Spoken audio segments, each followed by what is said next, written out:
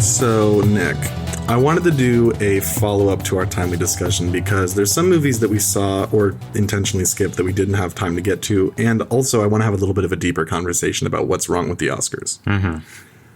Let's start here. For you personally, because you know about them more than some of our mutual friends who are into movies. Like, you're the only person I know in our little shared group who even pays attention really at all. Not that you pay the closest of attention, but like, you're at least vaguely curious about it, right? Yeah. What was your in for learning about the Oscars? Or at least like when you started to sort of pay attention? I think it was probably the moment where I started paying a lot of attention was maybe high school when I was learning about film. And this also coincided with the La La Land Moonlight controversy. Okay.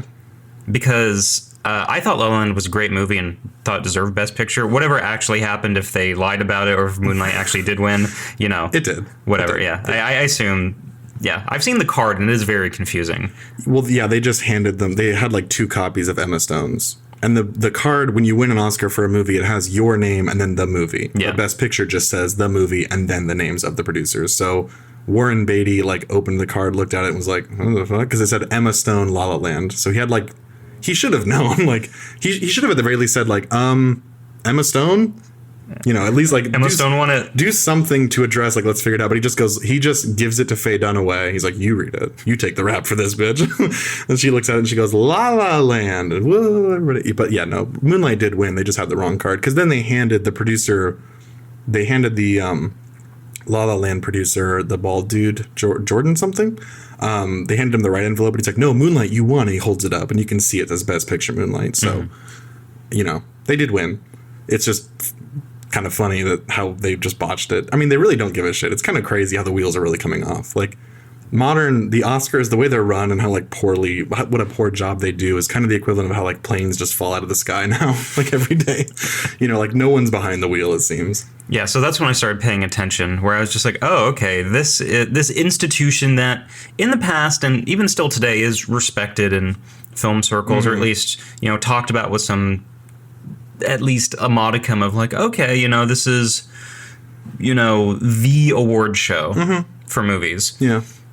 But after that, I realized that the people hosting the Oscars have no idea what they're doing. They're usually not funny at all. Yeah. The Academy is racist. I will stand by that. They hate foreign films. Mm-hmm. The stuff that they do vote for, the Academy, there are articles in Variety coming out all the time where, for example, to vote in a certain category, you have to see everything in said category. Like, let's say, I don't know, like Best Drama. Yeah. Some people know what they're going to vote for ahead of time because everybody's biased. The members of the Academy are just people that work in the industry that also just get put in this like shadow government of voting. They know what they're going to see. They are required to, during COVID, they would just get like a link to something that verifies they watched it. They would just press play on their computer and walk away. Yeah. Just so they're allowed to vote for their friend's movie. Yeah. So if you ever wonder, oh, why did that win? That seems like a very like crowd pleaser thing that all the producers in Hollywood work on for some reason. It's because it is rigged. Yeah, it is genuinely rigged. They'd rather cover their ears and eyes. Like, they'd rather just not watch. Like, they work in this industry. They want to be, I mean, not that you ask to become an Academy member, but you're not going to turn it down. Oh, yes. But, like, that would, even if I wasn't a fan of movies really, but it was just the job that I had. It's like 10 movies. You can watch the movies. It's not that big of an ask on your time. And also, you should be invested. I mean, when it comes to nominating, I'm pretty sure everybody in the Academy nominates Best Picture. Because generally your branch nominates within your branch. So actors nominate actors. The members of the Academy in the acting branch are the ones who ultimately vote on the acting nominees. But everybody nominates Best Picture. Okay. So your Best Picture nominees are kind of actually a decent representation of what the general brain trust liked or at least was paid to like, or who knows. Because some things get through, like Emilia Perez, where you're like, I mean, I cannot believe that people really liked this. Although they did change their method for nominating Best Picture at some point. They invented this, or they introduced this like calculus where you rank. You don't just vote for what you want. You rank your picks. Really? So yeah. So like for instance, in this year, like Anora and The Brutalist were probably the two that were number one votes the most, I would guess. Yeah, I would assume so. But like things like Conclave, or maybe Emilia Perez, I don't know. But like, you know, other nominees that people generally liked, like those actually can have a decent chance of winning if it's number two on like everyone's list. You know, if there's a consistent movie that and that's probably why Anora won, I would bet. Where everybody was like, yeah, this is my second or third pick, but first was split maybe. Yes, because everybody has that in probably their top two or top three. You know, so that's why sometimes the Best Picture winner isn't really. That's kind of why it's not really the thing that people agreed was the best. Which, not that it's ever been perfect, but when you look at Best Picture winners from like the mid 2000s and before, it is definitely, when you look at them for a lot of years, you're like, yeah, I understand. Sure. This is definitely the one that resonated the most.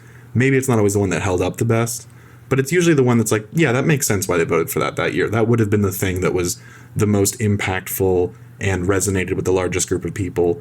But now the winner, as we discussed, it's usually just sort of the thing that's the easiest for people to like, because the winner is probably the thing that's number two on most people's lists. Mm. You know, so something like The Substance has no chance. No chance. Not that it was that good, but even if it was, like something like a body horror, like a horror movie is never going to win because it's never going to be on everyone's top three, you know? Yes, there are so many people in the Academy who are just like, I'm not going to watch a horror movie. They're probably the people who are just pressing play on the computer. Yeah. Or just sitting in the theater on their phone and signing out, which is how they used to do it. Yeah, they're just watching Margaret Qualley's nude scenes. Like, okay, that's number 4 vote. You know? Best tits. That's a new category they need.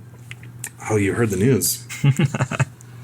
My in for the Oscars, I became interested in it after the 2013 awards, well, I guess 2014 awards for the movies of 2013, because I never really paid close attention to quote unquote like pedigree important movies.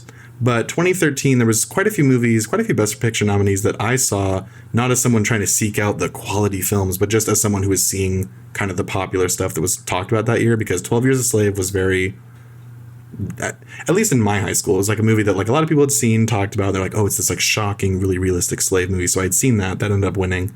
I had seen Gravity because everyone saw Gravity. Mm-hmm. And when I learned, I didn't watch the Oscars, but when that viral photo happened, the Ellen photo with Bradley Cooper and everybody, you know, when that happened, that was like the first moment of me being like, oh yeah, the Oscar, what is that? That's like an award. So let me look into this. And then I kind of was like, okay, let me look at the kind of movies that win. And then I was like surprised, like, oh, Forrest Gump won an Oscar for Best Picture. But when I looked at the awards that went to certain movies that year, I was surprised that Gravity had won Best Director and Best Cinematography. Because when I watched that, it's just like, in my mind, I was watching like, oh, this is like an action movie. And like, there's a lot of stuff in that movie that's kind of dumb. Mm-hmm. I mean, the fact that, what's her name? Sandra Bullock. Yeah, Sandra Bullock. The fact that her character is even on this mission when she's like the engineer who designed a new software for the ship or something. And but like they trained her to send her up to space to install the thing instead of training an astronaut how to install. Like it's easier for them to teach a scientist. It's like Armageddon kind of. Yeah. I remember my family after the movie, we were all like at Red Robin, like, yeah, so what was that? You know, when I learned that won Best Director and Best Cinematography, I was like, okay, cinematography, camera work, okay, like, yeah, I guess it had some cool camera moves, but like Best Directing. And then it kind of opened up my brain to like, oh yeah, the thing that wins Best Director often, and it became this around this time, was like, if you have long takes, you're winning Best Director.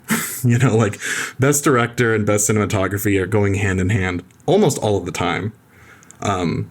And often the thing that wins Best Cinematography is usually number 1 or number 2 for Best Director. It's almost always something that's nominated for Best Director. And then you start noticing patterns like, so the Best Picture nominee this year had the Best Acting, the Best Actressing, the Best Editing, the Best Writing. So the same movie had the best everything. And you kind of realize like they kind of just pick like 10 movies and they kind of spread all the nominations for the 5 nominees for every other category amongst those 10. Yeah. If you look at the patterns throughout the course of the night, you can pretty much like narrow down what's going to win Best Picture, because there are like certain rules that applied. Like Best Picture has only lost whatever a certain amount of times. Yes, and I started noticing, and this is on Wikipedia, I would presume. There's definitely like stuff on Wikipedia about the superlatives for Oscars. The oldest winner is this person, whatever. I started noticing patterns without even having to look into that stuff, just by virtue of the fact that you start to notice, like, okay, so there's never been a movie that's won Best Picture that wasn't nominated for Best Director, you know. I mean, that's actually technically not true. There's been a couple, but only a couple. It actually kind of happens really frequently now. It's the exception that proves the rule. Yeah. Driving Miss Daisy one time, and then there was another, I think it was like The Greatest, or the, like, Around the World in 80 Days. Well, one of those like older movies that no one's seen, like won Best Picture, not nominated for Best Director. But the SAG Awards, which you can kind of predict the Oscars by looking at other awards bodies that give awards, and there's just kind of patterns that emerge. Yeah. Sometimes they don't line up, but they often line up. And I noticed that like Best Picture winners were always nominated for Best Performance by an Ensemble Cast at the SAG Awards. And often the thing that won the SAG Award for Best Ensemble Cast was usually Best Picture, or like it was like number 1 or 2. It was in the running.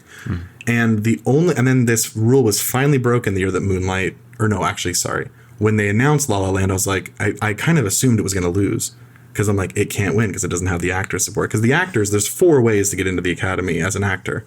You have 4 times as many ways to become an Academy member as you do any other category, or any other branch, I should say. You know what I mean? Yeah. Like actors are way overrepresented in the Academy. So the thing that has like an ensemble cast with a lot of acting love, whatever, something that's going to win an acting award is highly likely to win Best Picture. And if you look at the SAG Ensemble Award, it's almost always going to the Best Picture win, like Coda, for instance. You know? Okay. So it's very actor skewed in the voting. Extremely actor skewed. So I was extremely confident La La Land was not going to win. I was like, it's going to be Moonlight, because Moonlight and La La Land are the top 2 in everyone's lists, and that's the one that's nominated at the SAG Awards. It didn't win the SAG Award, but it was nominated. La La Land was not, because it doesn't have a cast. It has 2 leads, and then like John Legend is in there for a minute. And J.K. Simmons. So when it won, I was in my grandma's apartment. I was like, what? And because I was so confident. And then when they announced Moonlight, I was like, I'm right. The rule stays true. The next year, though, the rule was broken by The Shape of Water, which could have been nominated for Best Ensemble Cast. But actually, wait, am I misremembering? Maybe it was Green Book the year after that, because that was not. And that won Best Picture. And I think Best Ensemble Cast went to Black Panther that year. And that's when you're like, wait, excuse me? Excuse me? I don't know how you can look at the cast of Black Panther, like any single performance. I mean, maybe there's like Chadwick Boseman, I guess, is maybe the best, but everybody else, they're just actors in a movie. It's not bad acting, but just things like that start to happen where you go like, my kind of childlike imagining of like, oh, the people who vote on this really care, and there's like, they take it seriously. It's like, okay, well, maybe it's just sort of whatever people. It's like just kind of like people are just kind of sheep and just go along with the herd. Oh, this was big, so this wins. So I quickly fell out of love with the Oscars. I had a little honeymoon period because I learned about it in 2013, got interested in it, followed the Oscar race in 2014. And for me, I don't know about you, 2014 was a pretty magical year to be like a young movie fan, because that year had tons of movies that were like really unique and kind of doing something that had never been done before. You have Birdman, which at the time, there's other movies like Son of Saul and stuff, and like Russian Ark, I think it's called. But at the time, I was like, oh, there's this movie that looks like all one take. Like, that's such a cool, like, oh my God, I can't believe. And it works. And you watch it, and it's a good movie. And then there was Boyhood. Oh, they made this movie for 12 years. And then I remember there was Foxcatcher, and like The Office was a big show in my household. So it was like, oh, there's like a movie where a comedian is doing a dramatic part that's like really, really convincing and creepy. Michael Scott looks like he has Down syndrome. Yeah. Nightcrawler, Jake Gyllenhaal did like some of the best method acting kind of ever, in my opinion, for Nightcrawler. So there's all these movies that were, and then like Whiplash, like, oh, J. Jonah Jameson from Spider-Man, like all these things all these like turns and like, actors against type and stuff in that year where it was really, really special. And then like, time goes on and it just becomes less special. You go like, okay, wait, why did that win? Okay, Leonardo DiCaprio won an Oscar for The Revenant. Why? Because they felt sorry he never got one, and it was a meme at the time. Yeah. And they're just like, fine, just shut him up. It was a weak year too. Yeah. Fucking Bryan Cranston got nominated for Trumbo. Have you seen that movie? Not. I tried watching it. It is like an SNL performance he's giving. It's really embarrassing, but yeah, my time of enjoying the Oscars was short-lived, but I still pay attention to it. I don't watch it, and this is the main problem I have with the Oscars. Even if the awards aren't going to the thing I care about, it doesn't really bother me that much. Like, who cares, really? It's an honor to be nominated. Yeah, sure. The movie gets some recognition. People learn about it. I've definitely discovered tons of movies I love just by looking at things. Like, let me look at the best original screenplay nominees. And I'm looking at movies from the 60s, and I discover, like, Billy Wilder movies that I'd never heard of, like The Apartment or something.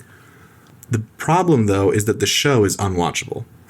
You mentioned the hosts suck. I remember watching snippets of the Oscars during in the early 2010s. Like there's that year where Alec Baldwin and Steve Martin hosted, and they're like hilarious.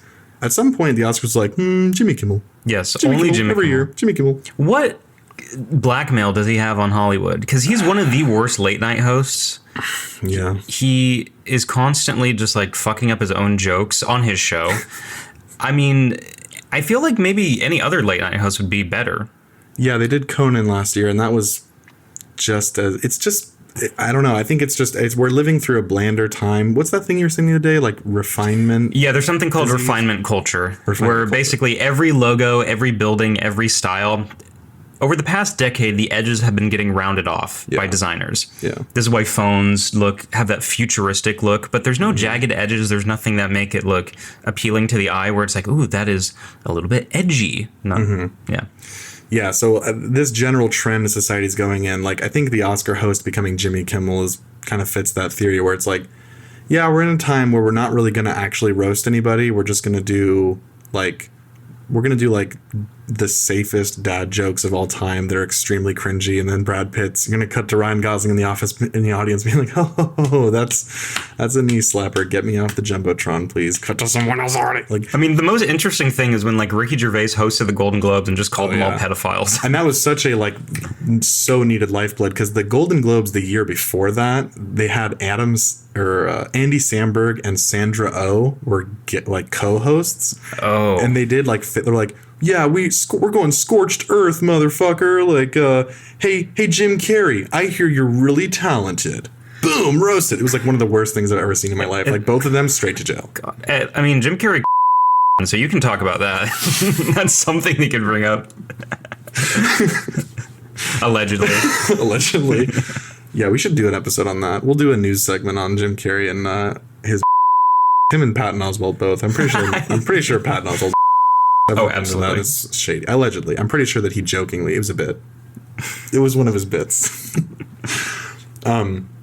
Yeah, thank God they brought Ricky Gervais back to the Golden Globes, and people, I mean, that is one of the most iconic monologues. If you haven't seen it, it's so perfect, and it was so needed at that time because, he goes all in on that monologue. He's talking about Epstein. Mm-hmm. There's thing where he mentions Jeffrey Epstein, and Tom Hanks, who's on the list, is like, oh, that's too far, and he's like, he's your friend, not mine. Like, don't boo me, cocksucker. Iconic. But yeah, no, the hosting sucks. Jimmy Kimmel, hey, let's just get someone boring. I remember in 2017, I only watched the Oscars 3 times. I watched in 2015, 16, 17. The last time I watched The Last Straw was Kimmel was hosting. It was the year that Get Out was nominated. And he's like, all right, it's going to be a great show. And if your Oscar speech goes too long, you'll hear this. And then they had Lakeith Stanfield on stage go, get out! Get out! And then they cut to Jordan Peele, and he's like, that's a good bit. Yes. Oh, that's from my movie I made. Yeah. Thanks. Oh, that's really, you're funny, Jimmy. You can tell no one there. They all just want this to be over. They just want to get a prize and go home. Mm-hmm. Yeah, but aside from the host sucking, I mean, the show itself is just unwatchable. It's really long, which isn't a turnoff for me. I would happily watch a Super Bowl length show about movies once a year if it were really good, but they really disrespect the art of movie making. The show is mostly just, hey, watch us do some really bad bits that would have been rejected from Conan O'Brien in 2010. Let's just do some of the worst sketches you've ever seen. Let's do the live songs. Everyone hates that shit. Yes, I can't stand them doing the songs over the course of the entire runtime. It's just time wasting. And then the categories, they give out awards that I really want to see the speech, especially the writing awards. That's kind of the category I pay the most attention to, because that's the thing that I pick up on the most when I'm watching a movie is is the writing good? Does it structurally make sense? Is the dialogue snappy? That's the thing I really get into. And then someone will win an award and they go up and they're my family like to play da na na na na na. They play them off so they can have Jimmy Kimmel go up there and be like, you heard of this Trump guy? Or they can have Adrian Brody go for the longest in Oscar history. Yeah. And he even says, he's just stop the music. I'm going to be done. He's just not done. Yeah. It's so it's very uneven for what they enforce and don't enforce, because the idea of having the songs played throughout in its entirety and performed, it's a little unfair to every other category. Yeah. Are they having the subjects of the documentaries come up on stage and tell their story? No. I mean, maybe this is something. Is the Oscar Academy also musician sided? Do you think? I don't think so. I think that the people producing the live show are just like, well, we need some entertainment. So you have some songs. When it comes to the acting awards, play clips from the movies where there's a dramatic moment. But they don't even do that anymore. They just play like quick montages. Even the actors who are like the most like babied at the Oscars and get the most time for their speeches and presenting, even they are getting short shrift now. Like, I don't know why. It's like they're trying to sabotage the show. Like, who could watch this show? Who could get through it and enjoy it? It seems to be produced by people who hate movies, but work in the industry. It's like, oh, gun to my head. I have to work in Hollywood and make millions of dollars. No. Do you remember when they wanted to cut editing and cinema? I think we talked about Yes, they wanted to make it. So there are some awards some years where they just announce them before the show is actually being taped. Yeah. And they're just like, and the award for best sound mixing is blah, blah, blah. And it's like, well, I would have liked to seen that. I would have liked to heard the speech of somebody. I think it was 2021, the year that Dune came out. Because I remember seeing on Twitter, like, best editing, Dune, best cinematography, Dune, best score, Dune. And I was like, did they already do all it's not those? started And then the Oscars had just started. I was like, wow, can you imagine? Can you imagine you're a grinding cinematographer for 30 years? You win an Oscar and no one's going to see it. I also have to say something. So in the past, a lot of people were watching this like on, what is it, ABC? Yep. One of those main stations. ABC, yeah. I'm a guy in my late 20s. I don't have cable anymore. I watched the recent Oscars on Hulu, and let me tell you, that was one of the worst like live streaming events I've ever seen. Yeah. Everybody across the US was like, I can't get in and press play. It's just like, oh, this thing isn't available right now. So people at home were just like, there is no way for me to legally watch the Oscars on the thing I pay for. And at the end, when they're announcing Best Picture, so like the second to last category was like, and Best Actress is Mikey Madison. Mm-hmm.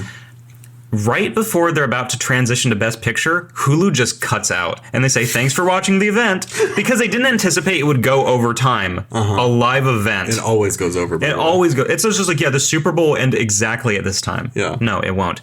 So my roommate and I were watching the Oscars, and we just started laughing because we were so drunk. And it's like, get the fuck out of here. We wasted all this time. Yeah. And they don't even show us the one that everybody's looking forward to. You watched the whole show? The best I could. Okay. I watched all the stuff that Hulu let me. Wow. And I still was disappointed with what I saw. It still felt like it lasted forever. Did Conan do okay? No, I fucking hate Conan. This is a hot take. I think Conan is a hack.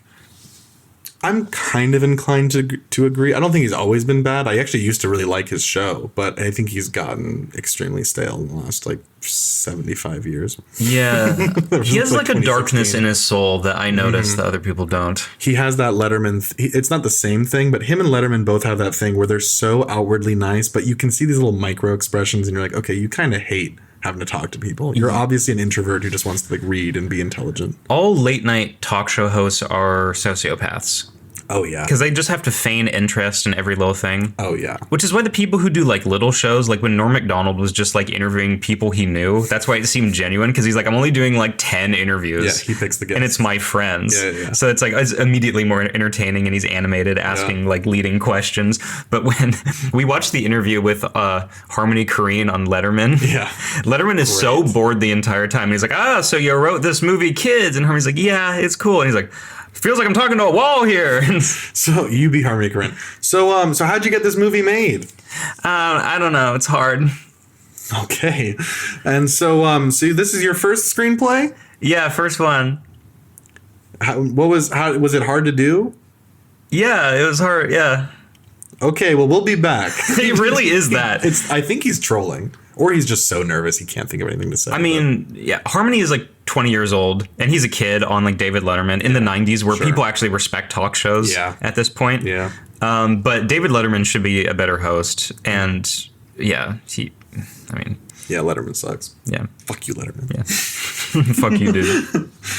Yeah, the show is interminably long. It's incredibly boring. They give no respect to the categories. And the stuff you're there to see, I mean, I guess they're trying to produce the show for Joe Average, who maybe didn't see all the movies and is just tuning in to gawk at celebrities.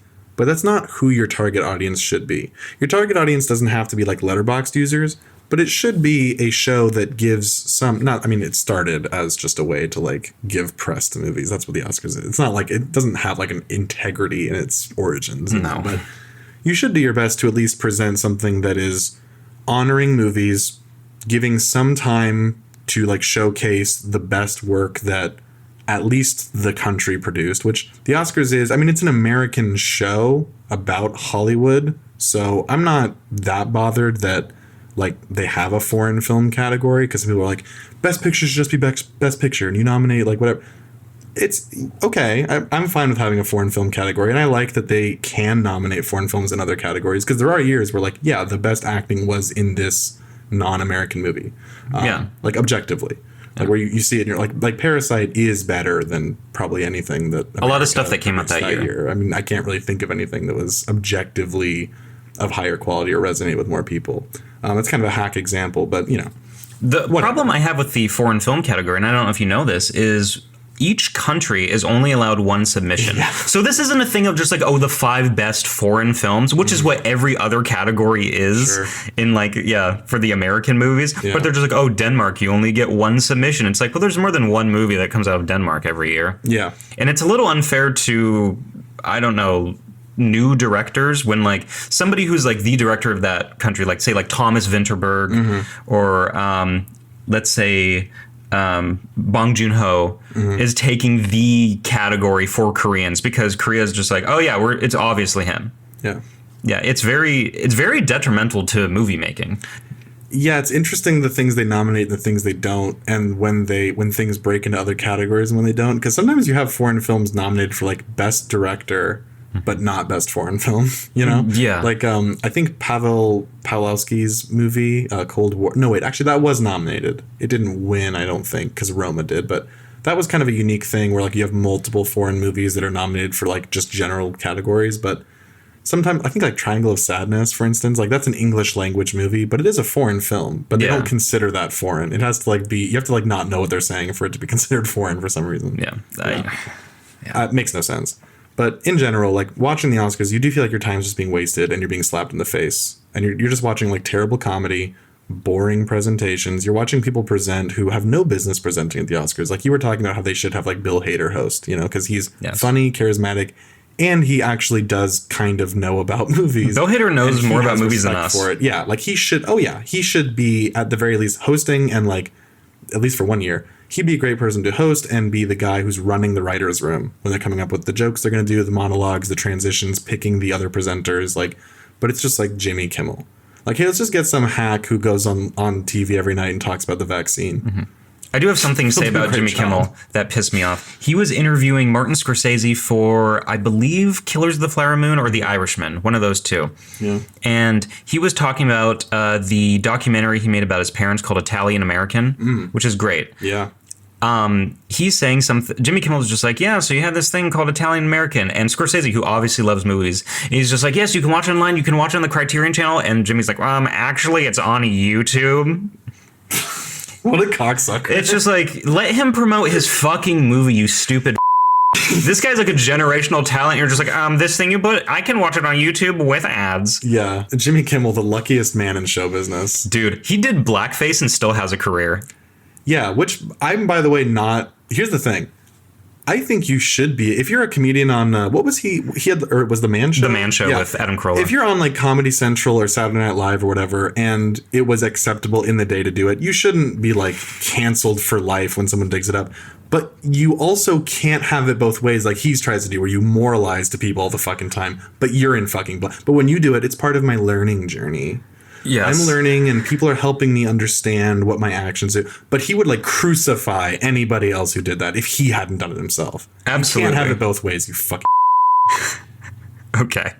First of all, I just have to say the idea that blackface was acceptable in 2002. Oh, it's crazy. Yeah. I'm just saying you have to be consistent. Yes. Either we were doing it and it was funny and we're not going to do it anymore, but like the past is the past, whatever. Sure. Or like, you know, if you ever thought that was okay, you're a monster. But you did it. Yeah, I mean, I should say I don't think he should lose his career over that because, yes, different time and everything. Sure. But it's the hypocrisy I can't stand. Yeah. It's this guy that works in show business but seems to hate show business. It's this guy that wants to morally grandstand but is one of the worst and most annoying people I've ever seen on TV. Uncharismatic, rude, throws his like ex-co-star under the bus. Like the times he's talked to like Adam Carolla in such a negative light. They were co-stars? On The Man Show, yeah. I've never actually watched The Man Show, so I don't really know too much about it. I know Adam Carolla segued into podcasting because he was like controversial. He was more.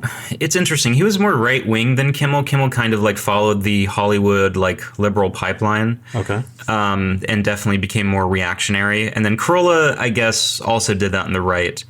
But he had always been kind of like that. Like. So it's like an Anthony Cumia, Opie Hughes thing where once they weren't friends, they both radicalized to opposite party lines. Yeah. Or whatever. I will say something interesting in the past. I vividly remember this on Adam Carolla's show, his radio show. Jimmy Kimmel was throwing like an autistic baby rage because Carolla was an atheist at the time or agnostic. And Kimmel's just like, I just want to... Like, I want to know why you think that way. It's like, I want to tell my kids why their Uncle Adam is like, up there. And I was like, just bury me in the attic. Jimmy Kimmel should be the last person moralizing about like someone being... I mean, I know he's like a pretend Catholic, even though he like, would probably happily perform an abortion clumsily with a meat cleaver. Yeah. Like... One other thing that bugs me about the Oscars, it is an opportunity to get the word out about good movies. And like I said, like myself, and I'm sure tons of people, you are learning about good movies you can see that year because of the Oscar campaign and the attention they get when people are vying for nominations. Oh, yeah. But it clearly doesn't really work that well to the general public because there are movies that win major awards that when I talk to like just average people who don't pay close attention to movies, but, have good taste and would probably enjoy something like Anatomy of a Fall, they've never heard of it. Mm-hmm. Like a couple months after the Oscars, like Anatomy of a Fall won like Best Foreign Film and Best Original Screenplay, I think. Yes. And then... And I was really excited to see it. I was like, okay, this must be good. And like if a foreign movie wins those awards, I know it's not going to be overrated, at least usually. Yeah. I watched it on Hulu. It was on like the front page of Hulu. I watched it, loved it, recommended it to everybody I knew. Every single person I talked to was like, what is that? So the word doesn't even get out. Like, you know what I mean? You have this, it's this platform to like get the word out to the average public about movies, but no one even really pays attention anyway. So clearly you're doing something wrong because no one cares. Even people that watch movies and enjoy them but aren't like, I guess, as into it as you and I are and aren't going to search it out online in their free time. Like they're not hearing about them. Advertising is inherently hard because sometimes something just doesn't get picked up. Yeah. I mean, you can put all your money into advertising something. People are going, and you don't know why. Sometimes it just doesn't work. It doesn't land. But you think with the Oscars, the fact that a lot of production companies are vying so hard to get nominations and wins, especially like in their back channels. Spending millions of dollars. You think it would be more successful? Like it would be a pretty consistent thing at this point, but it still isn't after 90 years of the Oscars. It's going on a while. Almost 100 years, maybe? Actually, probably. I think it started in like the late 20s. Wings. 1930, 1929, I think. Yeah, I mean, it took a while, I think, for the Oscars to get established. It's at least 80 years for the Oscars. It's definitely close to 100. Yeah. I guarantee it's close to 100. Yeah. Mm-hmm. Yeah, it's been going on a minute. Not that this matters. Sorry, I don't know why I'm being so autistic about this. Actually, it's 95 years. In my opinion, this year really sucked for movies. It's one of the worst years, I think, when I've been conscious of the Oscars. I'd agree. Yeah, 2020 was rough, but this year, a lot of disappointments for me. A lot of stuff that didn't really hit the way I wanted to. Even the stuff that were like the clear frontrunners, like Anora and Broodlist, I thought, had merit, but just, I mean, it wasn't like a year where like Banshees of Inisherin really connected with me or like Parasite. There wasn't a single film this year. Yeah, I had movies that connected with me, but of the stuff that got nominated, I didn't really have strong feelings about anything. I wanted to love The Brutalist, and I love a lot of things about it. I think it's an exceptionally well-made movie. I think Adrian Brody's performance is like top tier. Very good. One of the best of the decade. But it's a little hollow. It didn't really make me... I didn't really feel too much. Yeah, the first half is pretty dang good, and then the second half also really just drops it at the end. Yeah, it's a little unfocused, and I can see how it could, with some minor changes, be a much more powerful movie. But it kind of just, there's some character inconsistencies. All of a sudden, for no reason, he's like an asshole, and he's like crazy, and like mad with power, like his genius architecture. And it's that's like not the character. It's like, have you seen Barry Lyndon? Yeah. There's a scene like halfway through once he gets money, that he's just like an asshole blowing smoke in his wife's face. But that's actually done you understand the character beforehand as someone who's very opportunistic. Yeah. So that makes sense. But in The Brutalist, the character is just very hollow. A lot of them are very like uninteresting.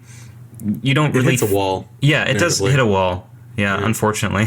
Yeah, it develops them really nicely. I was really with it at the beginning because he's like this new immigrant. He's with his cousin, and then the wife is either prejudiced or just doesn't want him there, and she creates a reason for him to not be there anymore. And then he's down in the dumps, and he gets picked up by this man with money shows up to hire him. And Guy Pearce also, I think, gives a really good performance. I really loved that character, but then also he doesn't really go anywhere.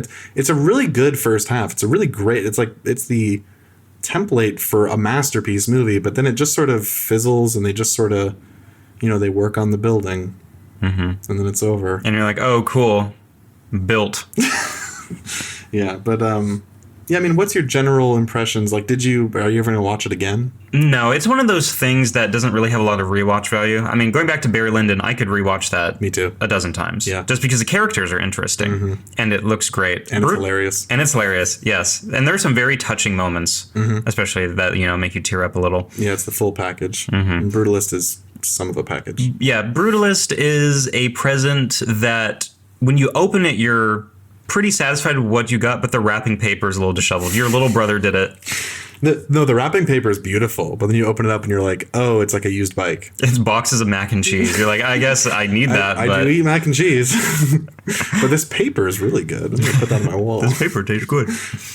I remember that, before your Letterboxd account was termed, I remember that you reviewed The Substance, and you saw it before I did, and you, Nick, and Chris all saw it before me, and you and Nick didn't really like it that much. Chris liked it.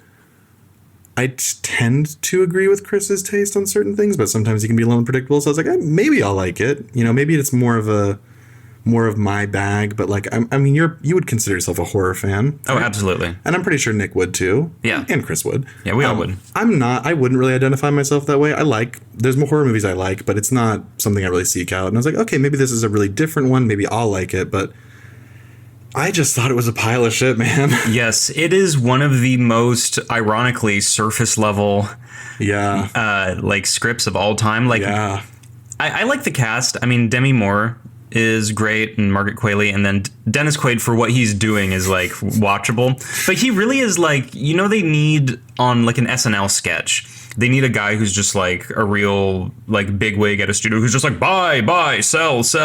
Like there's nothing to him. He's like literally, he's corporate man. Yes, there's a scene where he's just like shouting on a cell phone while like taking a piss. And he's just like, oh, this bitch is so fat and old. She's so fucking fat. Yeah, it's one of the craziest scenes ever because, it is meant to be humorous the way that he's just so evil. But, like, you're watching it and you're like, does he think she's not in the women's restroom or whatever? He walks in, he's pissing in a urinal with his there's like these bizarre wide-angle shots of his face where he looks like he's like fish-eyed. He looks like that shot from Better Call Saul where Jimmy's like peeking around that mirror and his eyes are pointing different directions. Yeah. He's on the phone. He's like, well, she's a fat, washed-up whore. Her twat is so dry. I hate her. Yeah, we need younger women here who I can have sex with. Yeah, it's like Margaret Qualley. Get on that. Yeah. Terrible. And it's like, okay, I immediately understand that this movie is going to just be like the most surface level dialogue. Nothing super on the nose. Nothing really introspective. And that was unfortunately what the rest of the film was like. Yeah. I mean, I do get it is about beauty on the surface, but it is only about beauty on the surface. I remember that when I first heard about the movie, it was playing at festivals, and some people who reviewed it favorably said, yeah, I can see this movie resonating with especially like middle-aged and older women, or just women in general who feel like they'll be like just cast aside as soon as they have like any wrinkles on their face or whatever. Sure.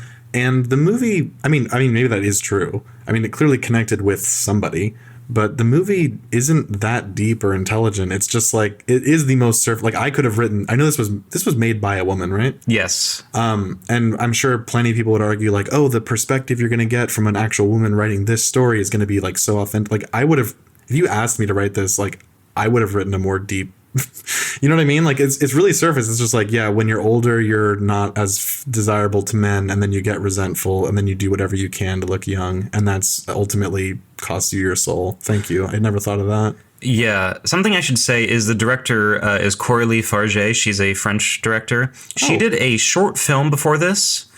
The name escapes me, but the whole idea is that everybody is like part of this dating app, and you have like a chip in your head, and it allows you to create like the model version of yourself that you see and other people see. So this is immediately there's like, oh, I get the themes are about like body dysmorphia and image issues. It is really a precursor to The Substance. And I mean, if you guys want to watch it, go ahead, but I'll just spoil what happens. Basically, at the end, the guy's chip malfunctions and he's reverted to like this French rat looking dude who his natural ability.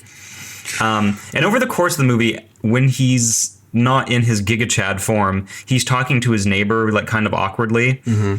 And he's just like, oh, she's nice, but I probably don't have a chance with her because she's kind of cute. And she's like, thinking the same thing about him. Yeah. Over the course of the movie, it's very obvious that he's seeing this beautiful woman in his beautiful form. And she also has the chip. You can tell who has it.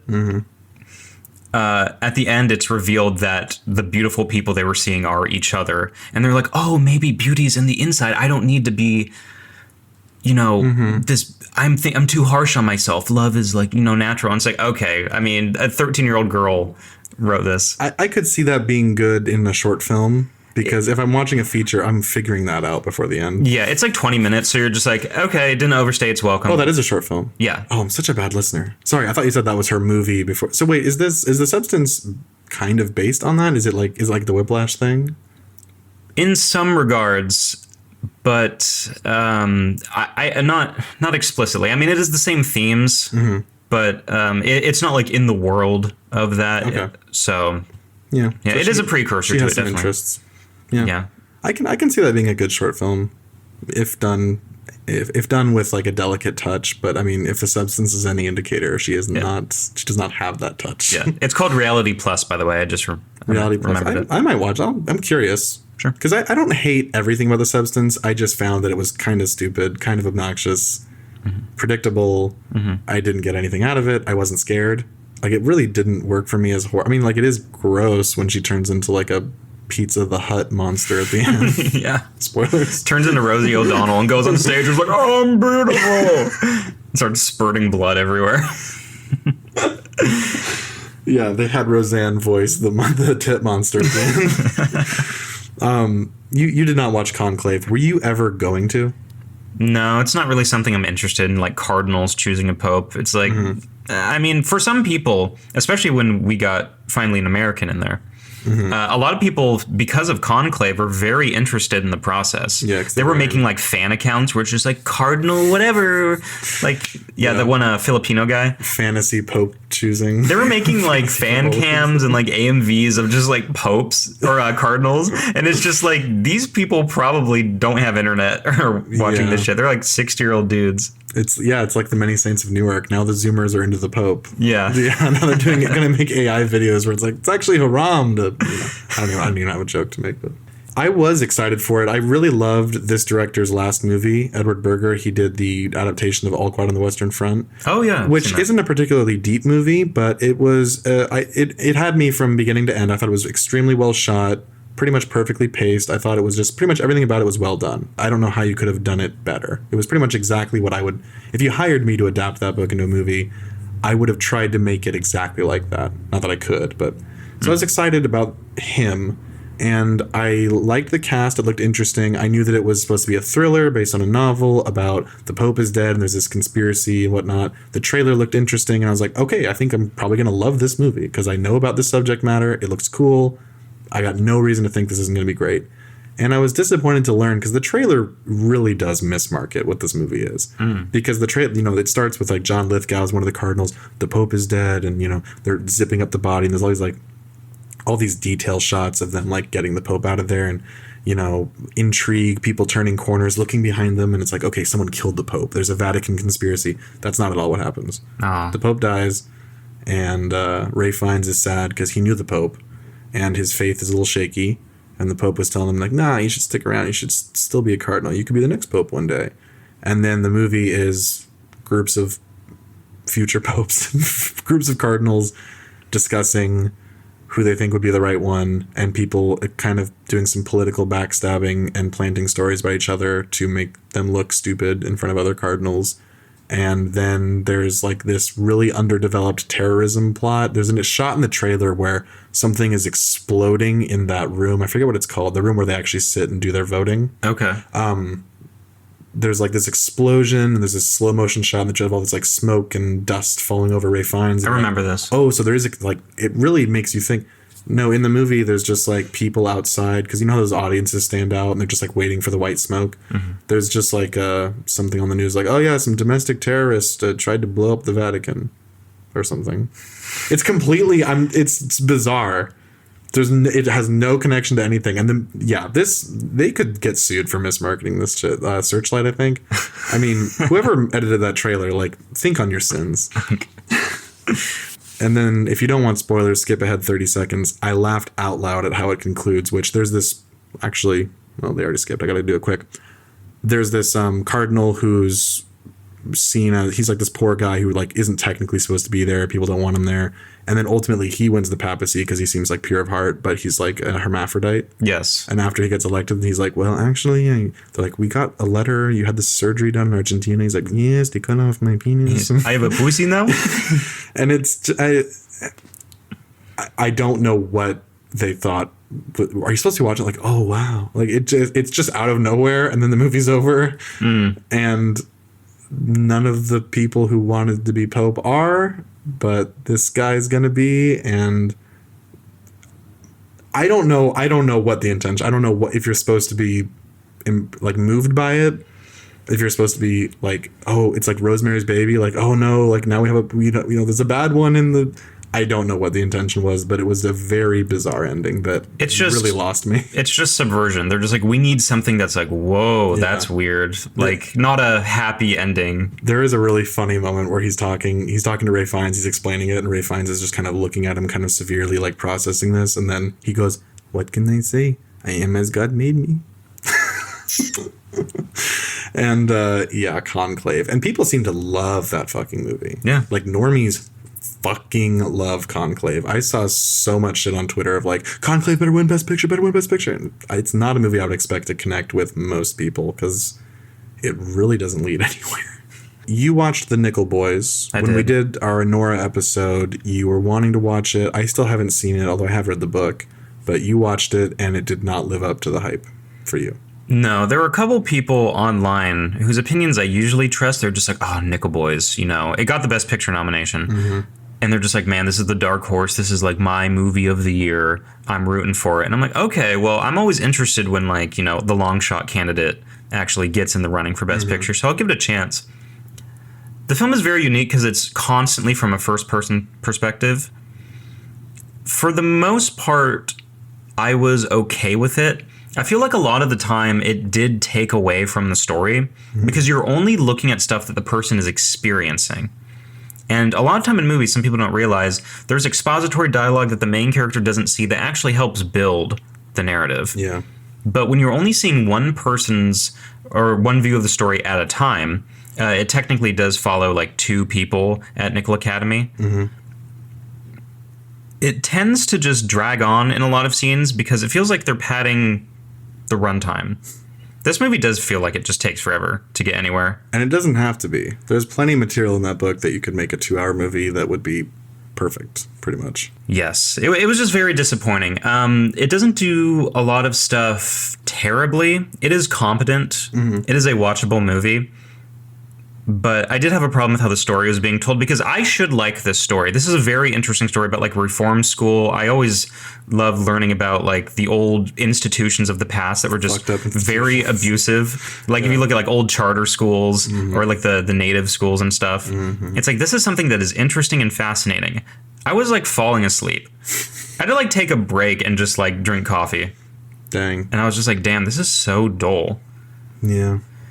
Well, it's a good book, although I mean, sometimes it's hard to read a good book after watching the bad movie adaptation or the disappointing one, but it's a good story, and I'm disappointed to hear that because I really wanted that to be a masterpiece, and it really seemed like it would be from word of mouth, but yeah, sounds disappointing. Yeah. There's also a part at the end that I won't spoil, but if you've read the book, you know what part it is. I don't know if I'm just dumb, but there's a certain point where I was like, hold on, what is going on? And then they just kind of drop a bomb on you, and then the movie's over. And I'm like, okay. My mom watched it, and I asked her, I asked my mom, I was like, so what did you think of that? And she's like, what do you mean? And I was like, did it work for you? And she's like, was a little confused. And then when I explained it to her, she was like, oh yeah, I realized that happened, but I didn't know why that was that. Yeah. Like, it did not have, because when I read it in the book, when you learn what you learn, it's like, it recontextualizes all these things. It's a great, like, Usual Suspects ending, like, oh my God, like all this stuff is like replaying in your mind, and it's like really powerful and satisfying, and you're like, oh fuck yeah, they really landed that. But it seems like, from 2 accounts now, people I know who are not dumb movie watchers, yes, it doesn't really have any power behind it. It's just kind of like, wah, wah. Yeah, very disappointing. And yeah, I wish I liked it more. I like the subject matter, but it just didn't work for me. Yeah. We both saw Dune 2. I saw Dune 2 like so long ago. I felt less alone when I talked to you about the first Dune. I think Dune 2 hadn't even come out yet, but like I talked about that and you were like, yeah, it was just kind of boring, flat. The characters, like I didn't really connect to any of it, which is how I felt when I watched Dune, and everyone just seemed to love it. And I love everything that went into making it.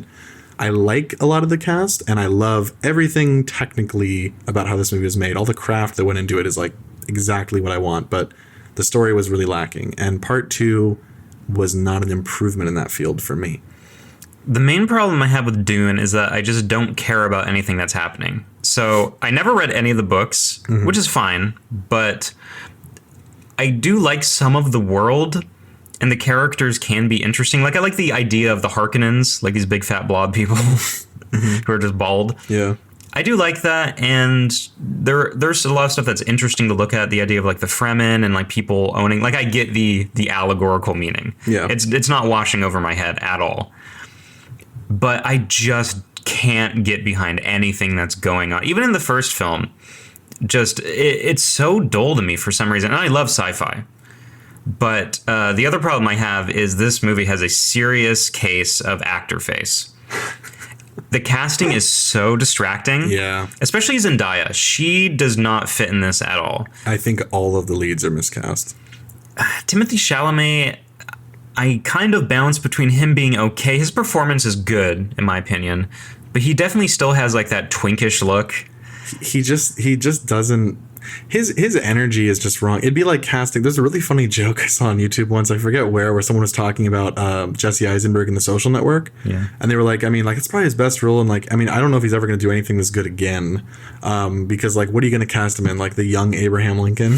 Yeah. And like, that is kind of true. Like, Jesse Eisenberg can only really do one style of human, and there's different personalities within that, I guess, but like ultimately his energy is what it is. And Timothée Chalamet's energy is not that. He I don't think he really has the aura to be the like complicated, angsty, like freedom fighter guy. Yeah, he seems like he should be playing like I think Call Me by Your Name, I think he's perfectly suited for that character. Like, he should be playing like kind of a rich kid who's a little like, you know, not really in tune with his emotions, and he could play sociopaths probably really well. He could play drug addicts probably pretty well. I haven't seen that movie, but I know people say he's good in that. But this is not his bag. Yeah, he's a perfect person you can visualize someone having gay sex with, but not leading a revolution on a desert planet. Yeah, I can see like an adult Army Hammer pining after his 16-year-old sweet ass, but yeah, he's not leading the revolution. And yeah, and I think Zendaya, I don't really know nothing she's ever been in has worked for me really, except Challengers. I think that's kind of the role that she should be playing more. I liked her in that, and it was the only movie I've seen where I wasn't just thinking about the fact that it's her, you know? Yeah. Oh, it's like, a chick from Shake It Up. Yeah.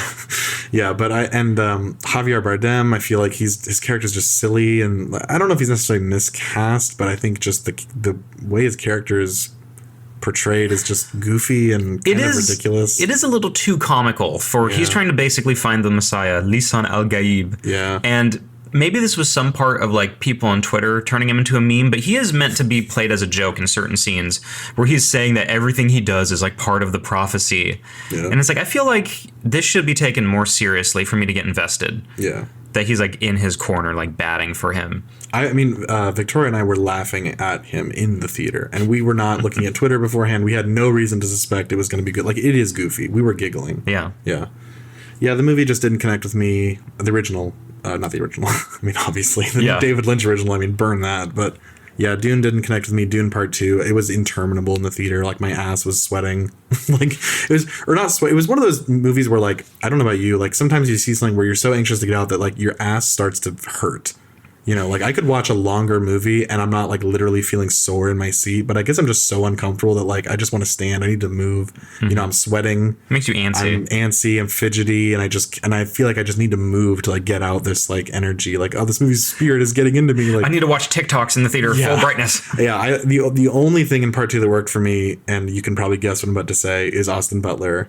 His villain, who's barely in it, but he's great. I thought he was just absolutely fantastic. I wish he was in it more. Some people were comparing his performance to Heath Ledger's in The Dark Knight, and it is that level, in my opinion, of like disappearing into the role and adopting a weird, creepy voice and persona. But he's in it for like 7 minutes, maybe. He's barely in this fucking movie. Yeah, it's a little disappointing. And I do want to see this guy's career because, I mean, just like right before he had done Elvis, kind of a similar disappearing into the role, like changing his accent for the entire thing. And a dog shit movie, but he's good in it. Yes. I'm very interested to see where he can go. Maybe he can be like the new Robert Pattinson, where he started in, because I believe he was a Disney kid. Yeah, you told me that. I think it was Austin Alley. I could be wrong. But anyway, I do want to see what he can do in the future. Yeah. Because he's really good in this. Hopefully he saves Heat 2 from Adam Driver. Oh, yes. Maybe there's going to be some kind of Brandon Lee Rust incident on that set, and hopefully the right actor. Okay. So looking at other nominees that we haven't really gotten into too much, did you have any interest in watching The Apprentice at all? No. Here's the thing. I do like the director. Who's the director? Ali Abbasi. He did a movie that I really liked, two of them actually, one called Border, which is something that I think people should watch without knowing anything about it. Okay. And then he also had another movie called Holy Spider that is about a serial killer in Iran. And it's a female journalist from probably like Tehran going to like kind of a more conservative city. And it's based on a real person. I believe the investigator is fictional and the person's name is changed. But this is based on like a real event that happened in Iran of a guy who was killing people in like sort of a ultra conservative, like I'm doing this to cleanse the streets, and the government was kind of turning a blind eye and was like, well, we could investigate it, but he's killing prostitutes and drug users. No one's gonna miss them. Holy Spider is a very good movie. Border has some like gross elements that kind of makes it a hard recommendation, but if you like fantastical premises, I think you should give it a watch. It's a very unique, if nothing else. Okay, I'll look into that. Yeah, but The Apprentice, I mean, you know, we're not libtards here or conservatards, so it's like we're not going to feel strongly about like a Donald Trump movie. We're not going to love it or hate it based on the fact it's a Trump biopic. Yes, we would give it a fair shake if it was something that interested us. It's like I already know Trump's story. Yeah. Like vaguely. I've pretty much seen the movie at this point because almost every scene has been posted on YouTube or Twitter at this point, and I watched a lot of them, and it's kind of I can't really think of something to compare it to. It's kind of exactly what you'd expect for a sort of down the middle but like modern.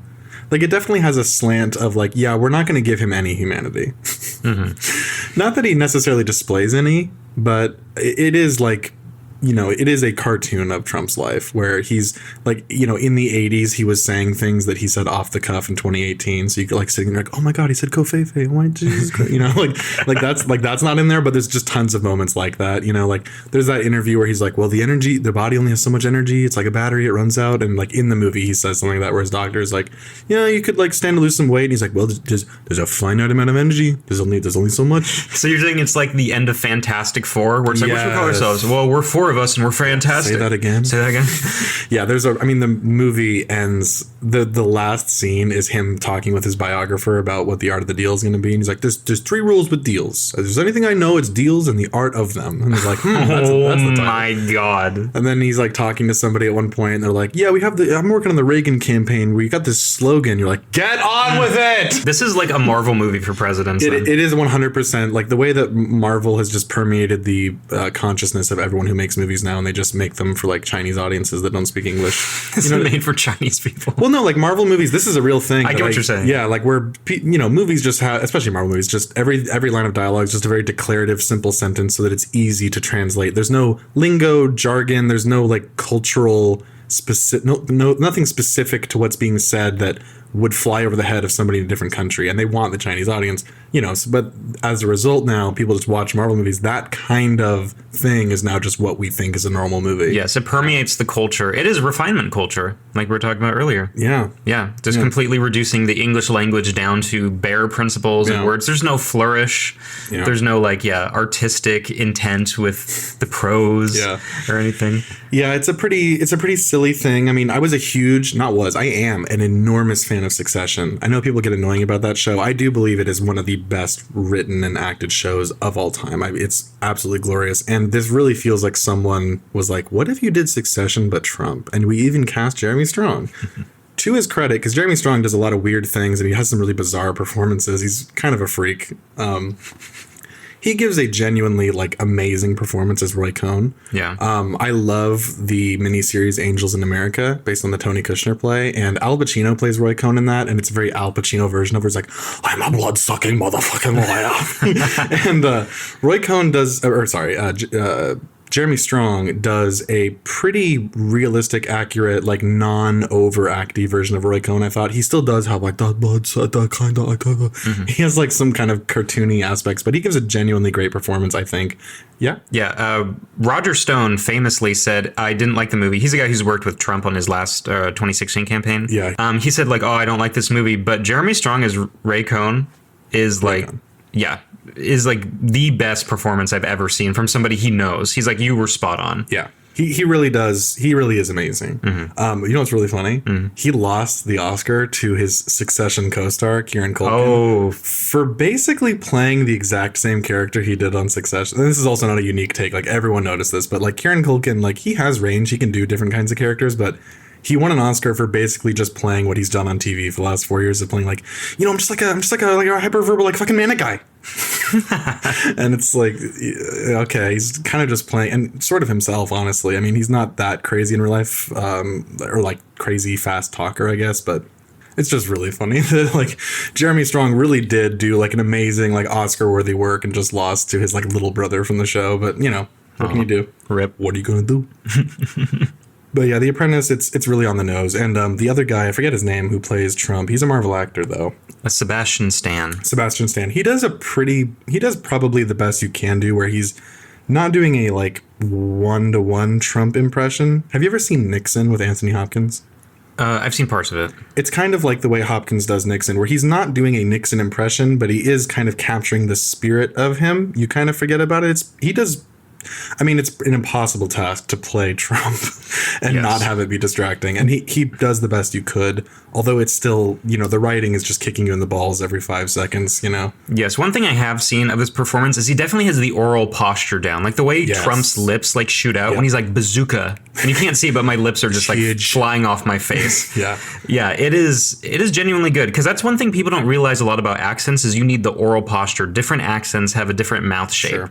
So Sebastian Stan got that down, but he isn't doing a one-for-one Trump, which probably would have been too distracting. Yeah, in my opinion. He doesn't do the Johnny Depp Trump impression from the Art of the Deal Netflix movie. Fuck, yeah. Yeah, he does. The movie, by the way, the last thing I'll say about The Apprentice, it ends with maybe the most hilarious moment ever, where it reminded me a lot. I'm a huge fan of Tim Heidecker, and there's a lot of times in On Cinema where Tim Heidecker will go off on something in character, and he's kind of the character is supposedly realizing he's rambling as he's talking, so he'll kind of wrap up what he's saying, look at the camera, kind of squint and smirk a little bit, it's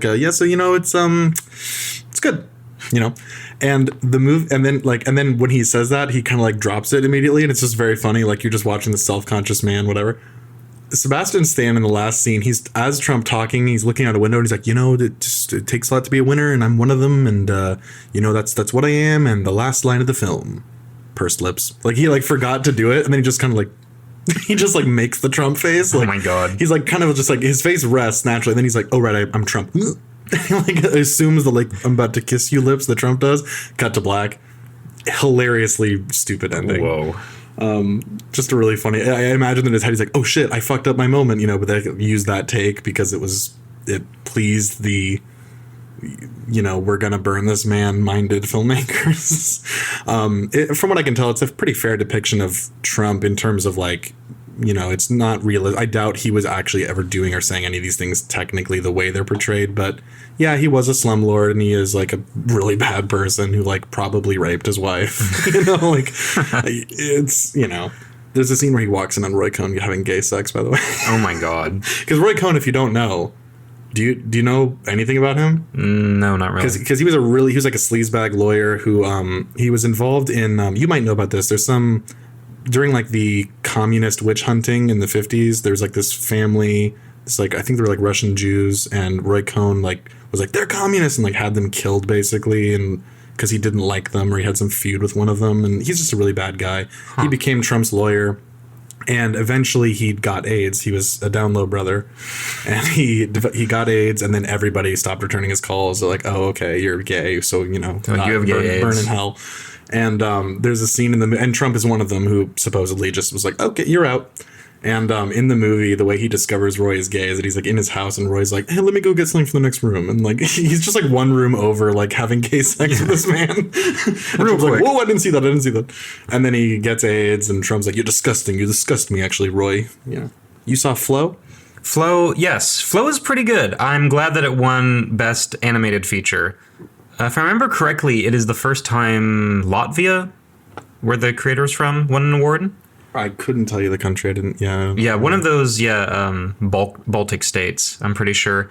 But this was good. I didn't love it as much as other people. Some people are giving it like 4.5, 5 stars. Mm-hmm. It is a very solid animated movie. It's animated in Blender, which a lot of people use to like free software. Right? It's a free software. So this guy, didn't pay anything for the software. Maybe he had some plugins he paid for. I don't know, but. It's very impressive that theoretically you could learn Blender and make something that looks like this. There'd be a lot of rendering time and you need a beefy computer, but it is, it kind of kicks you into drive. You're just like, I could do this. I had not heard of this movie until Victoria and I do something every year now where since I'm really, by the way, I'm an insanely good Oscar predictor. I'm very good. Like I can go like 20 out of 24 some years. I get half. Actually, that's not true. I have to qualify that. I don't even try to guess the documentary award or the short films awards because those are really.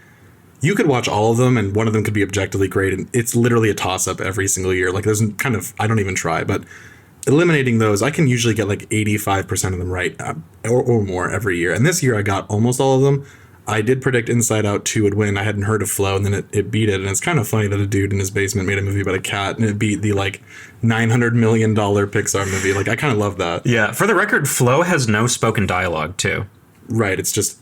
Well, wait, no, the animals aren't anthropomorphized? No, they're just regular animals. Oh, okay. Yeah, animals that don't talk. Some of them do exhibit like certain human traits. Like there's a lemur that is just constantly like stealing mirrors and stuff. He has like a bag full of like stolen stuff. I see a mirror. I want it. Yeah, he's just like looking very vain, protecting his jewels. We got to do a supercut of the lemur with Julian Donkey Boy's voice. There's the capybaras that are very stoic. Mm-hmm. There's like a boat full of dogs that are like very rowdy, and the other animals I mentioned before are all on the same boat because there's like a very biblical flood that's like flooding the entire planet. Mm-hmm. So everybody's on a boat trying to get to a certain location that's like this forgotten, almost mythic looking city like the Hanging Towers of Babylon. It's hard to explain because there's really no dialogue, so you have to infer a lot of things. Mm-hmm. But it seems like humanity has left. Okay. There are still hallmarks of it, like there's a giant cat statue, and the cat is sitting in a house that looks like an artist's like, I don't know, like atelier like where he does his work. There's like drawings of cats too, so you can maybe infer, oh, this cat was the pet of the person who lived here, but everything else is left up to interpretation. There's no notes you see that are just like, flood. Did it move you? There were some moments that I thought, kind of got me a little animated, where something is happening where there's like peril, and I'm just like, oh, I hope nobody dies. Because there are stakes in here. There are animals that could die. I won't say if they do or don't, but, this isn't necessarily a movie for kids. This does have, any person could watch this, is what I'm saying. I like that. There's a constant danger of flooding that isn't very consistent with the logic of like how we know floods on Earth. And this may or may not be Earth. They don't explicitly say it, but you can tell there was like some populace beforehand. There's a moment where the cat is just hunting, and then all of a sudden you see like, the trees break and like all the dogs are running, and then it goes up like 200 feet. Interstellar level waves. Yes, and you can see like humpback whales like jumping in the water. So you can tell that like there's some type of like tide going in and out. You're not exactly sure what has happened. And then like when the tide goes down, like, the whales will get beached. So that's why it's called flow? Yeah, I assume so. Yeah, I never made that connection really. But yeah, the flow is the water. I've been referring to Flo as the cat. The cat, by the way, looks like my now deceased cat, Tony. Like, he's just a black cat. But when I discovered what it was, I was like, oh, and I just see my cat when I look at it, and I've just been calling him Tony or Flo. I assumed the cat's name was Flo. Yeah. I don't know. John Flo. John Flo. Yeah, my cat, actually, Danny, looks just like the cat from Flo. No, my cat looks like Flo. No, mine doesn't. But maybe that's why I did like this movie a lot more, because I'm just like, oh, this is just my cat in a movie. Yeah. It is a very basic, like, the black cat stereotype of the thin one. So that's actually kind of a genius way to market it to somebody who's like, I've had a black cat. This is what I'm... It's probably the most likable style of cat. Yes. I do like how all the animals have archetypes. There is like a very militant flock of, I believe, cranes, like some type of big bird. And they do not like them working with outsiders. You can infer a lot about what is being said, like the subtext. I think I know what you inferred from it. I'm not inferring anything. But if you are analyzing this as an adult or through a more critical political lens, you can definitely gain some knowledge from what the filmmaker is trying to say. I don't know if he said anything explicitly about what it is. It probably is just an adventure movie. That's what he said. And that is what it is at its core. Overall, I did like it. There's something that happens at the end that I didn't really understand, and going into it would be a big spoiler. The movie has a lot of esoteric meaning, even more so than just implying what the animals represent, whether it's certain people or like traits that people have. There is something that happens at the end that doesn't seem like it's really set up, and it's very abrupt. I wouldn't say bizarre, but when you see it, you go, oh, okay, that's... But it left a bad taste? Not a bad taste. It just seems out of left field. And I didn't see it getting set up in that way. I didn't know it was a possibility. Without going into spoilers. But last thing I'll say about this movie is it does look great. I like the world it was in. I feel like I could have done with maybe a little more world building or exposition. I don't want them to add dialogue because I feel like, if you're making this is technically a foreign film. But just that's no right. It was nominated for Best Foreign Film. Yes. Yeah, technically it's a foreign film, but there's no dialogue, so I feel like they shouldn't have to add it. But I did want a little more context, so that stopped it from being, 5 stars for me. So, okay. So generally good, but, they don't stick the landing. Yeah. Gotcha. Yeah, well, I'll check it out. I like cats. I saw Queer. Well, I started Queer. Yeah. And I finished Queer. But in the middle, I did kind of skip because it was not what I wanted. Ooh, lay it on me. What's your take on Luca Guadagnino? I haven't seen any of his films, but they, in essence, turn me off from stuff I've heard. I'm sort of inclined to agree. I'm not a hater of him. He's made movies that I like. I really like Call Me By Your Name. I really don't understand people's hang-ups with the movie with the age difference because people try to make it out like it's this pedophilic, creepy thing, and it really isn't played that way. Like, yeah, the character's underage, but he's, it's really just a formality thing. He's not being taken advantage of, movie worked for me. You know, I guess it spoke to my my shadow. Call Me by Your Name, spoke to your shadow one, get fucked in the ass. That's the joke I was implying, yeah. I knew who he was before that. He made a movie called Bigger Splash with Ray Fiennes and Tilda Swinton that I like, character-centric. You know, it could have been a play. Probably was a play, honestly. But everything he's done since Call Me by Your Name has not really connected with me. He did a Suspiria remake that I love the intention, but I don't think that really works. He made a movie about vampires with Timothée Chalamet. I forget what it's called. And Bones and All. Bones and All, thank you. And it was, again, I kind of like the intention. Like, oh, this is like kind of a modern twist on vampire, but it just kind of fell flat. I fucking loved Challengers. I really loved it. Pretty much everything about it worked for me. This director has some kind of... He's kind of like Michael Mann, where he does have some unique to him stylistic ways of shooting things that sometimes work and sometimes don't. I think they fit Challengers really well. It worked for me from beginning to end. It had me kind of similar to Call Me by Your Name. The like narrative that developed about it was really not accurate, which is that like it's like a threesome gay subversion movie. Yeah. Really not what it is at all. Like, it's for the bisexuals. Yeah. And there's literally like maybe, if you trimmed out, I think 20 seconds of this movie, there would be no argument for that. Like, it's a love triangle, but it's not the simplistic, like, 2016 narrative that everyone tried to make it into. It really is just a normal movie about people and two guys who both want this girl. You know? Okay. It's not like The Doom Generation, which is this Greg Araki movie that is very bisexual. Yeah, I looked into that after you talked about it, actually. Yeah, no, it's not. It's not that. I loved Challengers. It was probably my favorite movie that I saw in 2024. Maybe number 2 behind something else that I recently watched that I'm going to talk about later. But after watching Challengers and loving it so much, I saw that Queer got added to Max, which was the other movie he made this year, which I wasn't expecting to love because I watched the trailer and it looks like it's like, okay, Daniel Radcliffe. What the fuck's James Bond's name? Daniel Craig. Thank you. I don't know why I can't. I had a mouthful of beer when you said that. And I was spit it out. It's like the trailer's like, oh, Daniel Craig is this guy in Mexico, and it's kind of like under the volcano, and he's gay, and he meets a guy, and they're gonna maybe fall in love, but it's weird. I was like, okay, I really don't know what this is gonna be, but who knows? You know, sometimes he hits, sometimes he doesn't, but maybe this will be a hit. It is one of the most shockingly strange, pointless things. I mean, maybe watching the middle of it adds context, but I got about 25 minutes in when I was like, I can't fucking do this. Do you know anything about it? No, besides he's gay. He is gay. Which I can assume. The movie starts with All Apologies by Nirvana. And Guadagnino has some like anachronistic music drops sometimes that are really bizarre. Yeah, that is weird. It starts with a cover of All Apologies by Nirvana as you're seeing like detail shots of like this manuscript on the hotel bed. And it kind of had me. I was like, oh, that's an interesting choice. Kind of works. You then see Daniel Radcliffe walking through the streets of like Mexico City. He's just walking in and out of bars, like drinking tequila, talking to various gay friends he has about the scene. And they're all just like talking about like, or actually no, he's saying goodbye to this like 17-year-old boyfriend he's had for the last few weeks, who's like getting on a bus to go back to the States. Whoa. And then he goes into a bar. Jason Schwartzman is like looking like Francis Ford Coppola, kind of.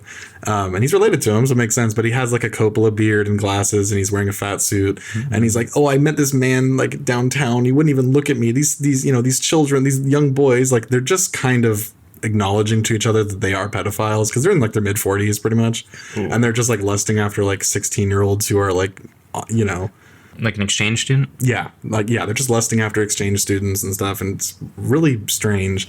Immediately turns you off. You're like, oh, I don't like these people. He then sees this young guy who is kind of making eyes at him or seeming to play hard to get. And he's like peacocking in this bar. He stands and like takes a bow and like takes off his hat, and then the guy looks away. And then these like other queens at the bar who look like Nathan Fielder from God damn it.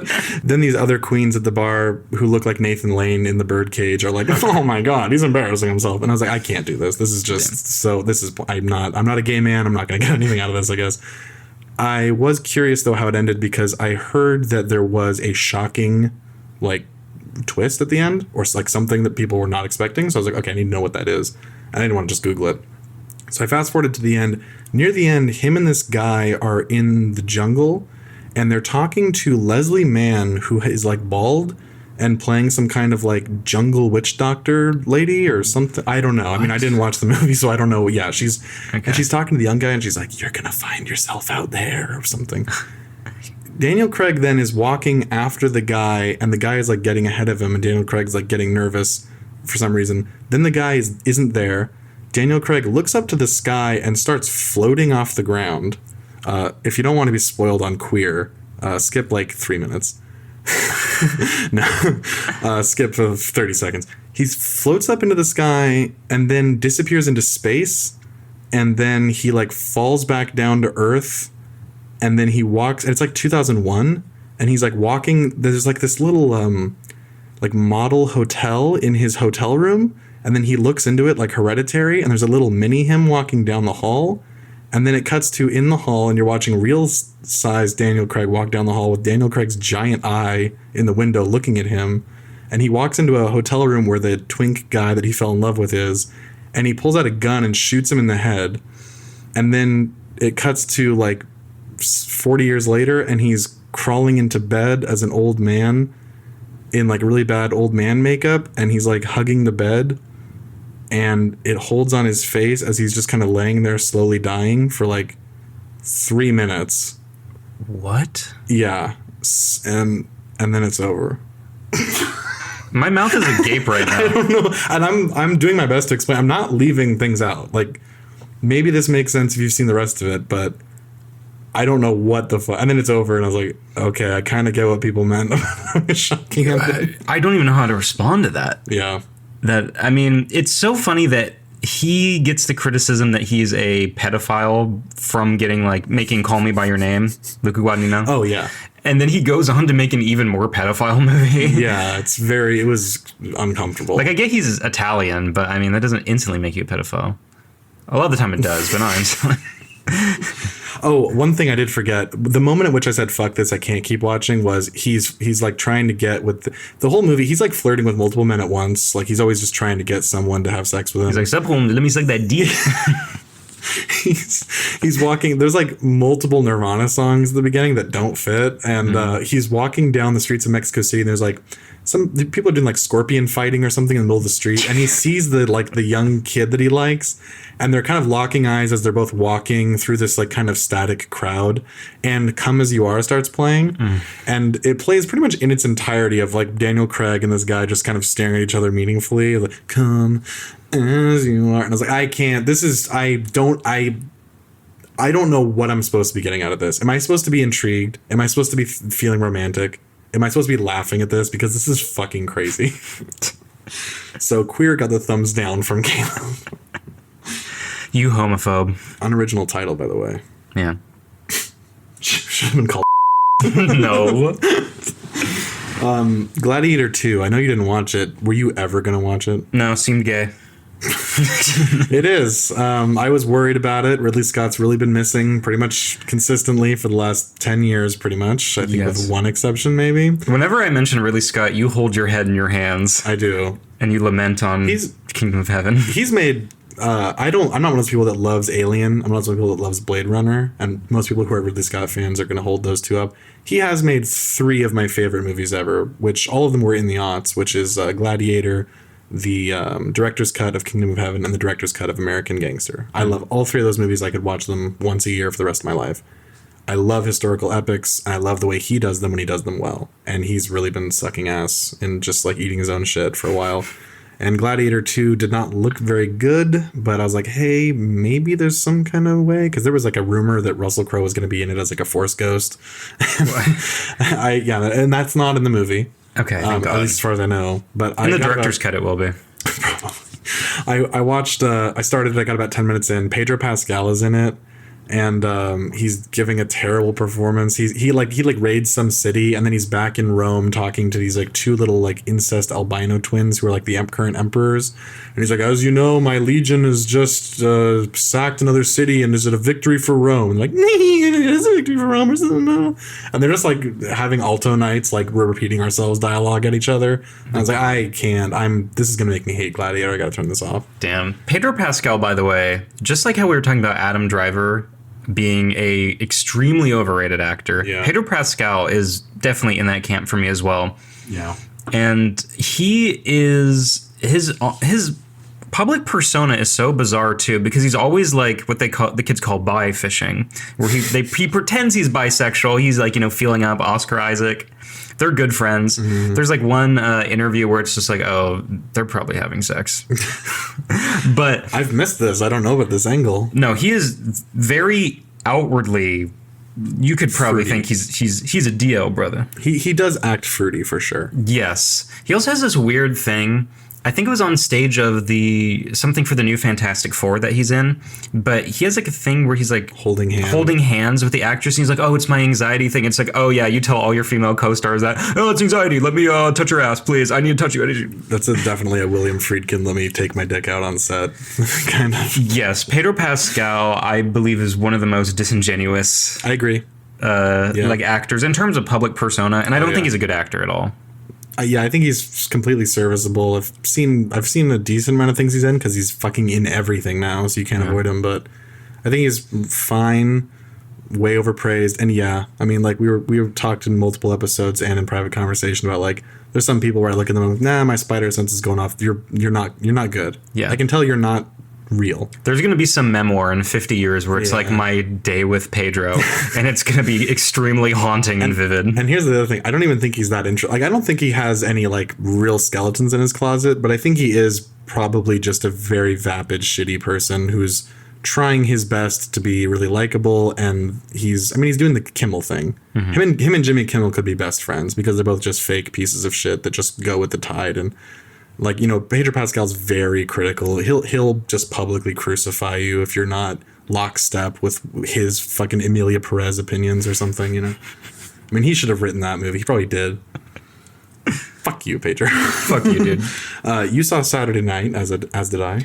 Saturday Night, I was a little scared going into this because I thought, is this going to be so far up its own ass? Mm-hmm. Like, oh, look at us, we're making Saturday Night. And it's like, the pace is like really hectic. Yeah. Jason Reitman's been missing a lot. Yeah. I was surprised by this with how much I thought it was decent. I didn't love it. I thought it was fine. The one thing that I do like is this takes place... Film's 90 minutes. It takes place with the 90 minutes before the first taping. Mm-hmm. Pretty much like, it's in real time. Real time. I did like that. It did keep a good pace consistently. Mm-hmm. And you did feel like there were stakes. Mm-hmm. Stuff was happening. Lorne Michaels is just trying to like cut. They have like 50 sketches somehow. And he's like, we can only do 12. And they're like, okay. There's a highly self-important air about it where it's like, this has got to be Lorne Michaels, who, as portrayed in the movie, is like 12 years old and has all these diatribes. Like, it's like he knows. It's like The Apprentice. It's like it's as if he knows what SNL is going to become. And he's like, this has got to be, it's got to be this, that, it's got to be a variety show. It's got to wow America. And it's got to be current. And it's got to be, it's like, he was not saying that shit the evening of. Yeah, like I understand a comedy show. I understand like being passionate about the project you're working on, but it is very much it's hindered by the fact that it knows what it will become, so it can't be authentic. I mean, there are a lot of moments. There's one where who's J.K. Simmons' character? I know the name, but it's missing my head. He was a really popular television comedian personality guy at that time, and he had been forever. Yes. Anyway, J.K. Simmons is a guy who basically has made it at 30 Rock, and he is flirting with Chevy Chase's then girlfriend, who's kind of just being such an annoying bitch on set. And then Chevy Chase gets into it with him, and then J.K. Simmons like kind of puts him in his place. He's like, I'm somebody right now. Who the fuck are you? Yeah. He's like, you're never going to be anything, Chevy Chase. And it's just like, okay, everybody knows who Chevy Chase is and how he basically... And no one remembers Milton Berle. That's his name. That's his name, yes. Yeah, people our age, everybody knows Chevy Chase. But, Oh, yeah. Yeah, he literally and it's funny because it's like he's the big swinging dick, but then he literally takes out his dick. Yes. Like, check out this. This is enormous. His like 10-inch flaccid penis. Chevy Chase, by the way, the actors, this cast it's pretty like perfectly casted of getting people who are going to do really good impressions of the celebrities. When it comes to the SNL cast, especially Chevy Chase, I think the Belushi guy is pretty good. I think that Dylan O'Brien was the guy who plays. He plays Dan Aykroyd. Dan Aykroyd. The guy who plays Jim Henson is good too. Yes. He's from Succession. He plays two characters, which was distracting for me because. Oh really? Oh, you didn't notice this? No, I didn't notice. Yeah, Nicholas Braun. He played Andy Kaufman and Jim Henson. Oh shit! Did he really? Yeah. Okay, yeah, Andy Kaufman was good too. Yeah, honestly, the casting was fine. Yeah, he was cast as Kaufman, and then the actor who was going to play Henson dropped out, and he's like, I could do it. Oh, okay. And I didn't know that. He was transformative. He does a decent job. For me, it was like but I also have been looking at his face on Succession for a long time. Okay. So, he's, by the way, have you seen that Kurt Russell superhero movie? Sky High? Sky High. He is the light up kid. Where he's like, all right, guys, all right, Coach Carter, make sure to hold on to your clipboard. And he like claps and he can glow in the dark. That's him. And then, what's his name? Bruce Campbell's like, sidekick. Yeah, sidekick. Damn. We should watch Sky High. That movie fucking rules. It does. We'll do a commentary for Sky High. Oh, fuck yes. Yeah, but the movie, it's really hollow. It's empty calories. There's really nothing you're going to get out of it, but it holds your attention. It moves. It has really good performances for the most part. Mm-hmm. It has a cameo by George Carlin. Matthew Rhys plays George Carlin for 2 minutes. It does have the hackiest ending of all time. It ends exactly how you think it will. Yes. Yeah. Yes. I will say something interesting about George Carlin is back in the day, the hosting system for SNL was different. Because how it is now is the host is a current celebrity who maybe has a movie out or something. How it was back then was he was just kind of the presenter at the beginning. He's like, hey, I'm just going to do some jokes to, kind of facilitate the sketch actually doing well, that the audience is warmed up. But yeah, I think I know what you're talking about. It was kind of they were taking the model of how like stand-up comedy shows are run, where you have a lineup of comedians, but there's one guy who's quote unquote the host who does like a little bit of material in between the comedians to keep the audience warm, kind of thing. Yeah. Anyway, 7 out of 10. It's fine. It's a completely fine movie that you could recommend to your parents. Yeah. And you'll probably enjoy it. I mean, honestly, put it on. If you're not vibing with it, feel free to turn off and you won't lose anything. Yeah. But you'll probably, it's perfectly fine. At the very least, watch Chevy Chase's scenes. He's good. He's good. And Chevy Chase is a huge asshole in real life, apparently. Insanely unlikable, and like everyone hates him. But immense. This movie kind of makes you go, oh, damn, he's charming. That actor did a good job. Yes. I really wanted to see, and will see, I'm Still Here, which won the Foreign Film Oscar this year. Have not seen it yet. I actually know nothing about it. You watched it and liked it? Yes. There were a lot of people who thought this should win Best Picture. I do think it was good that it won Best International Film from the ones I've heard. It is a very solid movie, and it is good. It's better than solid. I should correct myself there. I thought every performance was great. Fernanda Torres is, I believe, her name. The lead actress. She was nominated. Yeah, she was nominated, and she is fantastic in this. She has quite a range of emotions. She reacts to things in the scene in a very, depending on what it is, in a very realistic way. I liked her character. She can be vulnerable and strong. Great job. I mean, if she would have won Best Actress, I do think she was a better actress than Mikey Madison. This is a consistent theme in the Best Actress category, where there's a foreign performance that is performance by an actor in a foreign film that is like hands down some of the best acting you'll ever see, and just trumps anything in the American thing. But the American will win. Like that happened the other year with Emma Stone, who is great in Poor Things, but the actress from Anatomy of a Fall is like, I mean, there is no competition. It's such a real, lived-in, you forget you're watching a movie. It's so good. Here's the thing. Fernanda Torres would have won if anyone from the Academy would have seen it. They didn't just press play on their laptop. Yeah, but they watched the Mikey Madison leaked nude scenes on X, and like, it's pretty good acting right there. So this was Brazil's entry into Best International Film. And I don't know a lot about Brazil's history. And I didn't know this going into it, and this isn't a spoiler by any means, but this is based on a real memoir and real events. This is not historical fiction. All this happened. It follows the lives of a family in Brazil who are living through a dictatorship in the 70s, I believe, or late 60s. I didn't know that Brazil had a dictatorship, but it's around that era. Stands to reason. Yeah. The husband is an ex-politician who I believe was part of like a socialist workers party. I believe the dictatorship leans more to the right. It's like fascist. Okay. In that sense. The husband is out of politics, but the whole family is living together in a pretty nice house. And you can always see that the husband is like kind of doing something, like getting phone calls and being like, yeah, I'll do that. And you can tell something's up. The way they shoot it, it's very obvious that he's up to something that we can't quite know immediately. The first half of the movie is great. It has some of the best, family building and like, how would you even say this? Like, you can tell that the actors they felt like a real family. Mm-hmm. They had chemistry. Chemistry, yes. Thank you very much. Yeah, the first half of the movie, when the family is being built and you're seeing the chemistry, you're just like, oh, wow, I like this. You feel like you're hanging out with your family. It was very well done. There is a moment halfway through where the movie shifts to a more serious tone, which is fine, where the family isn't as together as it is. I don't want to say exactly what happens because this is a thriller. Okay. And it goes places that people should experience for themselves. But it definitely gets a lot more serious and dark. And this is where Fernanda Torres really shines. Because she gets put through some things. Some real shit. Yeah. At the halfway mark, there is a big event. And then after that, it is still gripping, but much less so in the beginning.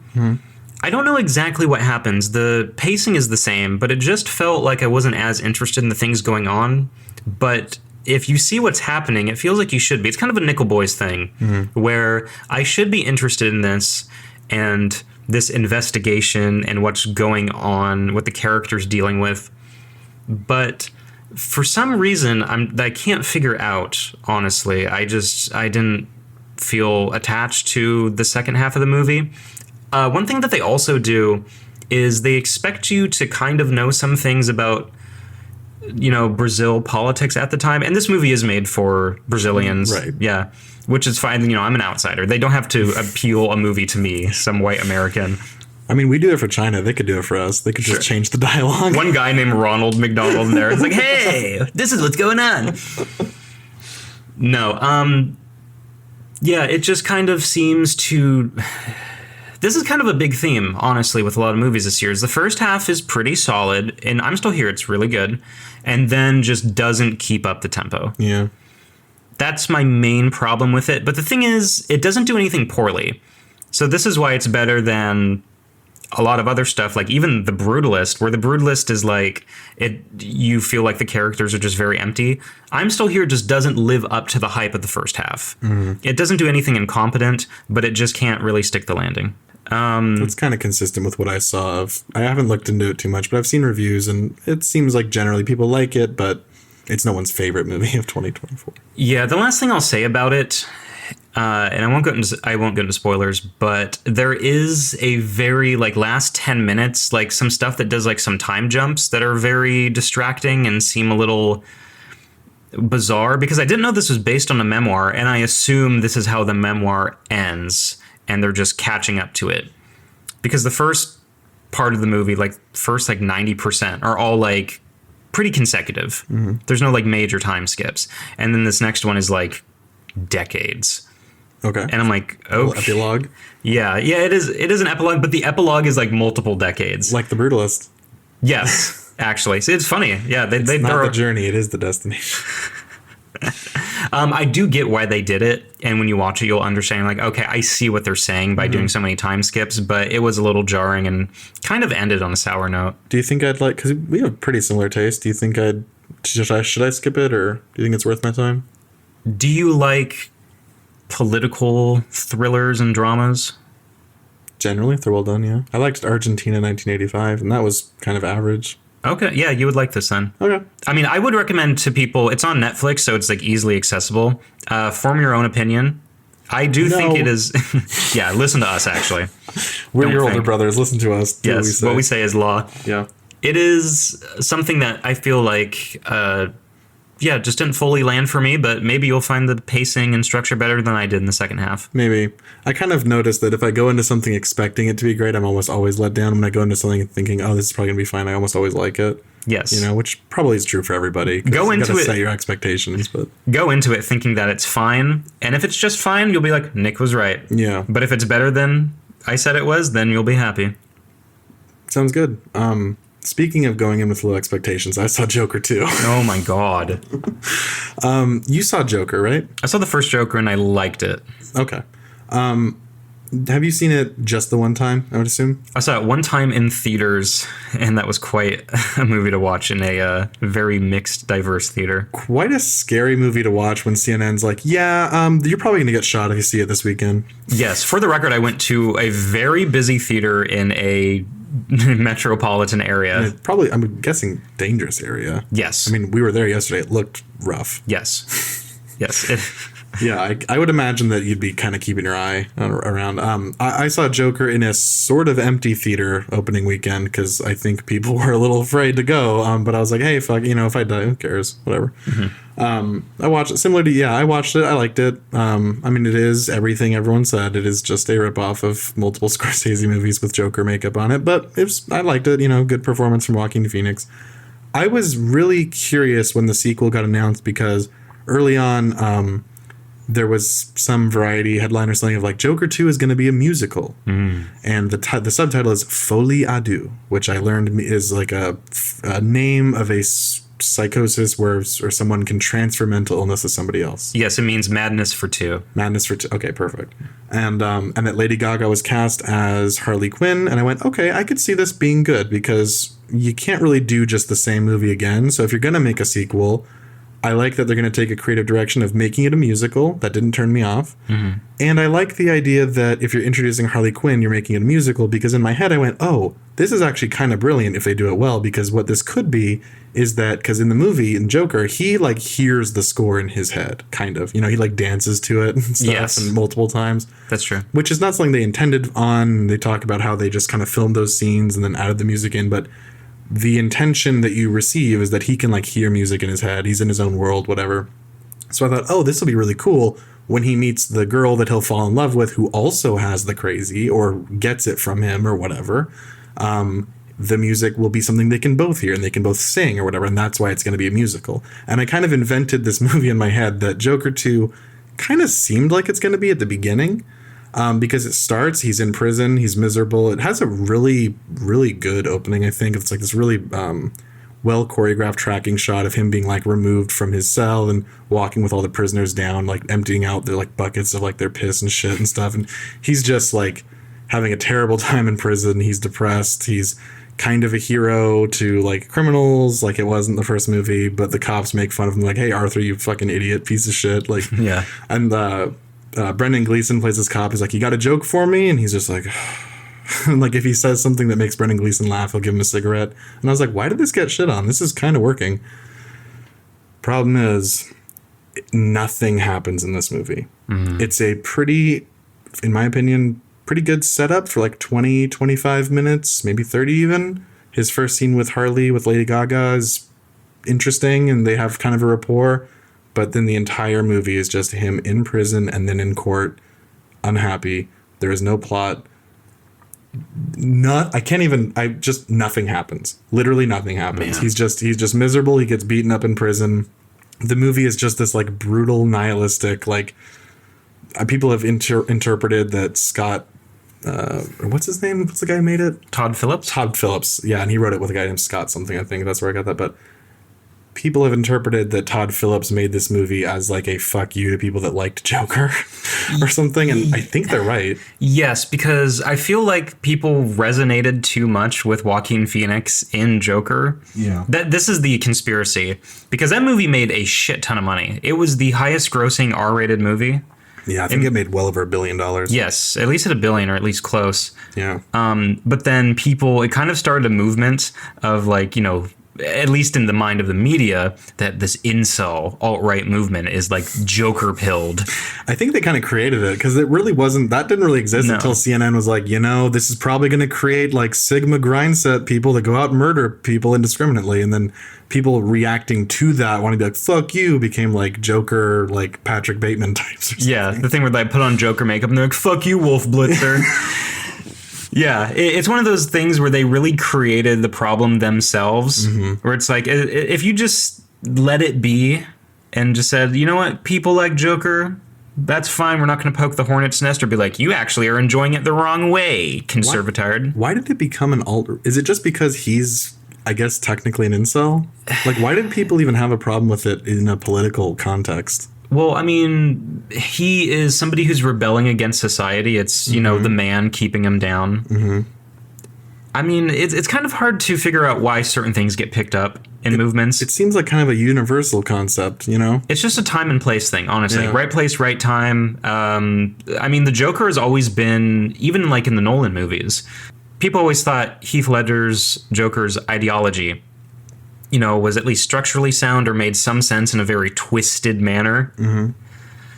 So the Joker is always going to be a character who's countercultural.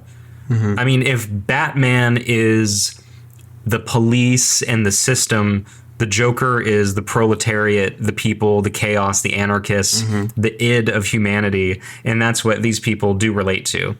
So it was inherently going to be co-opted by people of that mindset, but the media definitely fanned the flames. Yeah, I think media personalities or just people who have this arrogance of like, no, I know what's best for the people, seem to not understand that if a villain is a good villain, everyone likes them and they're kind of cool. It doesn't mean people are going to go out like Anton Chigurh and like blow people's heads off, but like, yeah, he is fun to watch. It's fun to watch a bad guy. Like, I don't know why people make such a mountain out of a molehill about that. Because they're scared of any character being misinterpreted that it's cool. It's like the whole thing with American Psycho, where it's just like, actually, they're making fun of you. And it's like, but he's cool and he works out. And I mean, the people probably also aren't taking it as serious as the media thinks they are. Yeah. There are some people who just completely goes over their head. Sure. But there are tons of people who watch American Psycho and they're just like, whoa, Christian Bale's fucking ripped. He's crushing puss. People have always had problems with satire. Any satire you make, people are like, oh, it's going to be misunderstood. And it's like, yeah, but it's made for people with brains. It's the same deal. Don't show your 12-year-old American Psycho then. Yes, it's the same deal with Fight Club. Yeah. Where it's just like, you're missing the point. It's like, well, then don't make me look cool, bitch. Yeah.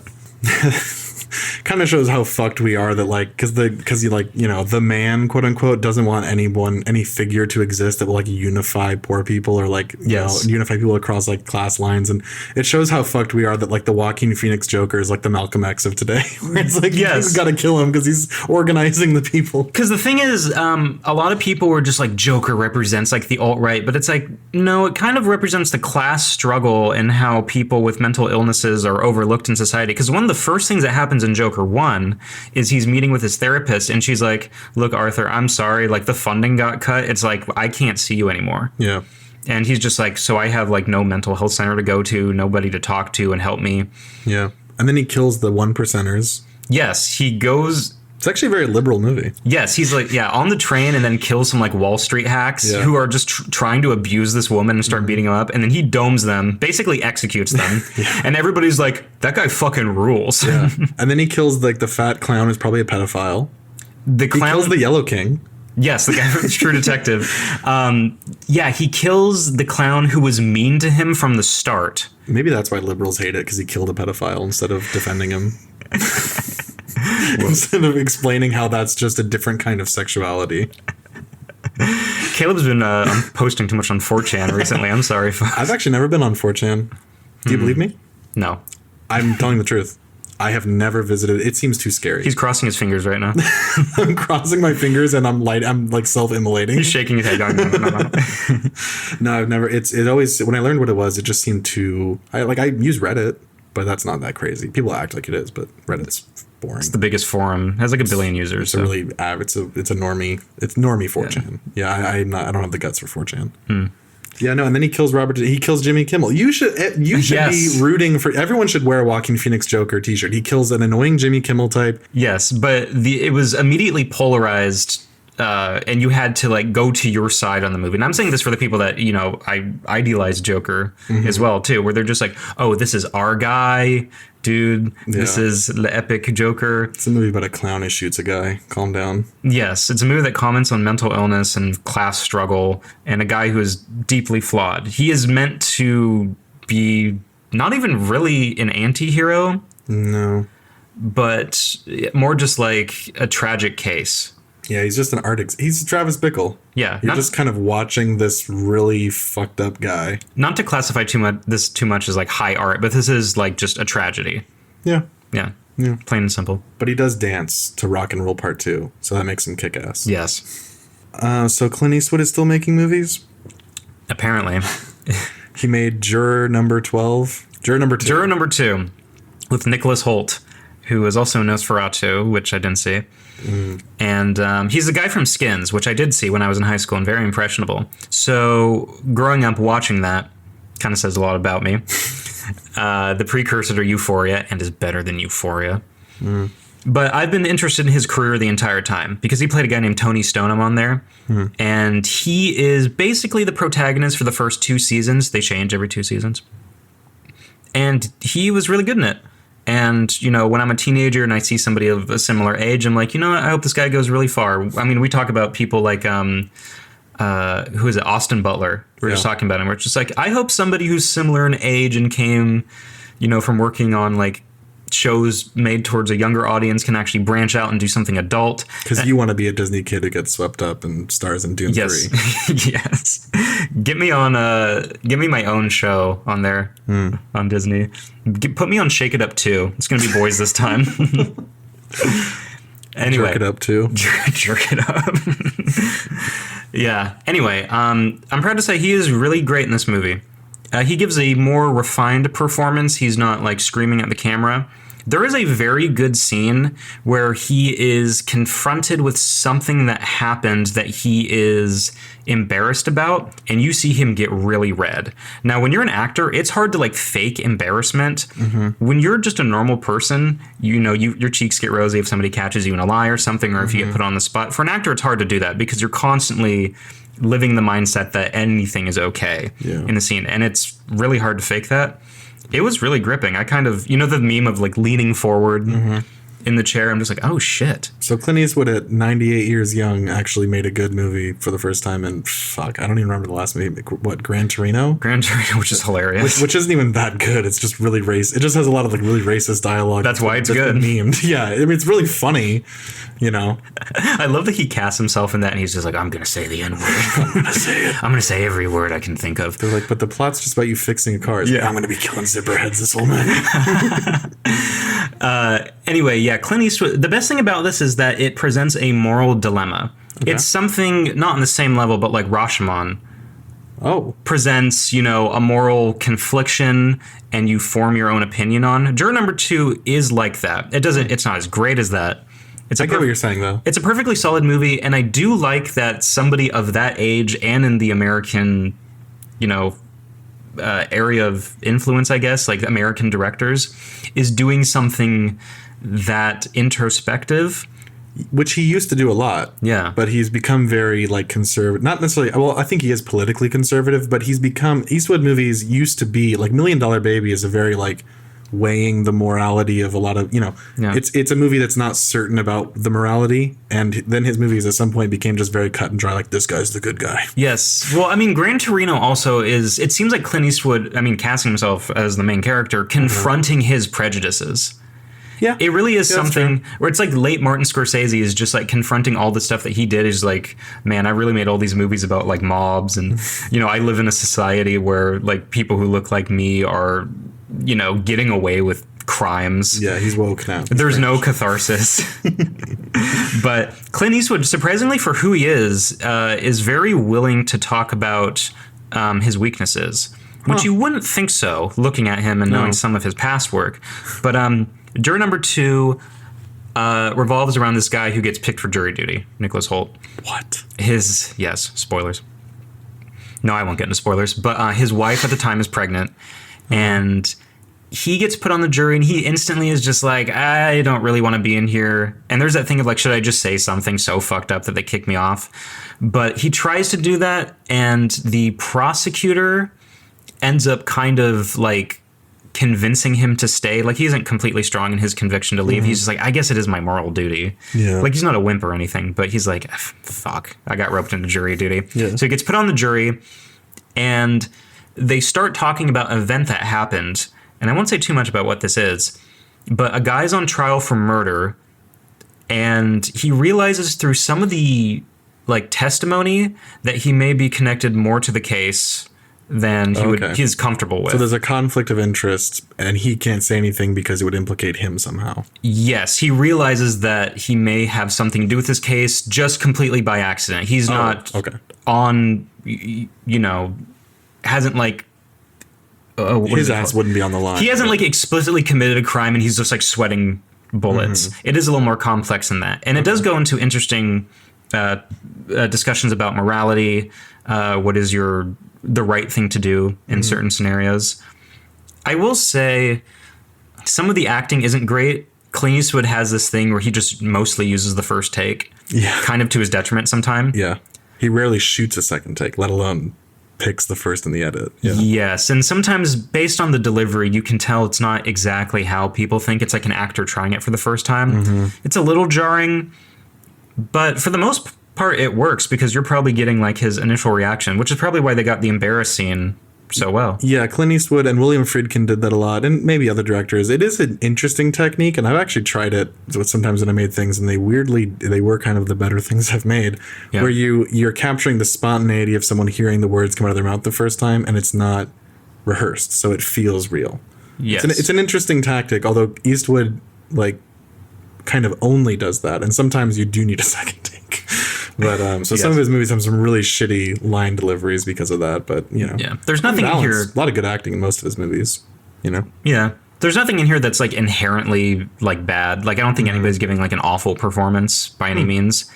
J.K. Simmons is in this for a little bit as another member of the jury, and for what he does, he's actually a very entertaining character, and also he is able to up the stakes of the movie for somebody who's just like a supporting character. Not even really supporting, just somebody who's there for very few minutes on screen. So he does well in this too. But the only other problem I have is pretty much the last like 2 or 3 minutes of the movie, something happens where I just didn't think, like I'm not sure exactly what to feel. I can't go into it without talking about spoilers, but the ending I thought was just a little odd. Yeah. This is one of those things where it's like I really can't say too much without saying stuff that for some people, some of it's in the trailer, but for some people they rather just go in blind. But I do recommend this movie if you like moral dilemmas. It's very well done. Is it better than The Mule? Probably. Cry Macho? Or the 15-17 to Paris? Oh, it's definitely better than that. Yes. These fucking shitty movies he's been making lately. Yes. It is a very, 3.5 out of 5 star movie. Well, with that, we've been going for a while. I think we should pause here. And if you want to hear even more of our thoughts on even more movies from 2024 that we saw, we will be recounting those on another episode that you might have already heard, depending on how we release these. We're really good with our structure. Yeah. We're figuring it out, folks. This is our second time ever sitting down to do this. So, not so polished, but I'm excited to talk about the rest of this stuff. I'm really excited to discuss Drive Away Dolls and the American Society for Magical Negroes. Oh my God. So let's pause here and start talking about that. But for you listening at home, that's going to do it for this episode. Go to patreon.com/yourolderbrothers. You can write into us at yourolderbrothers@gmail.com. Tell us if Nick is wrong. Tell me if I'm right. I'm not wrong. Opinions. Tell us when he's wrong and tell me when I'm right and praise me. You can find us on Instagram at Your Older Brothers Podcast. Thank you and good night.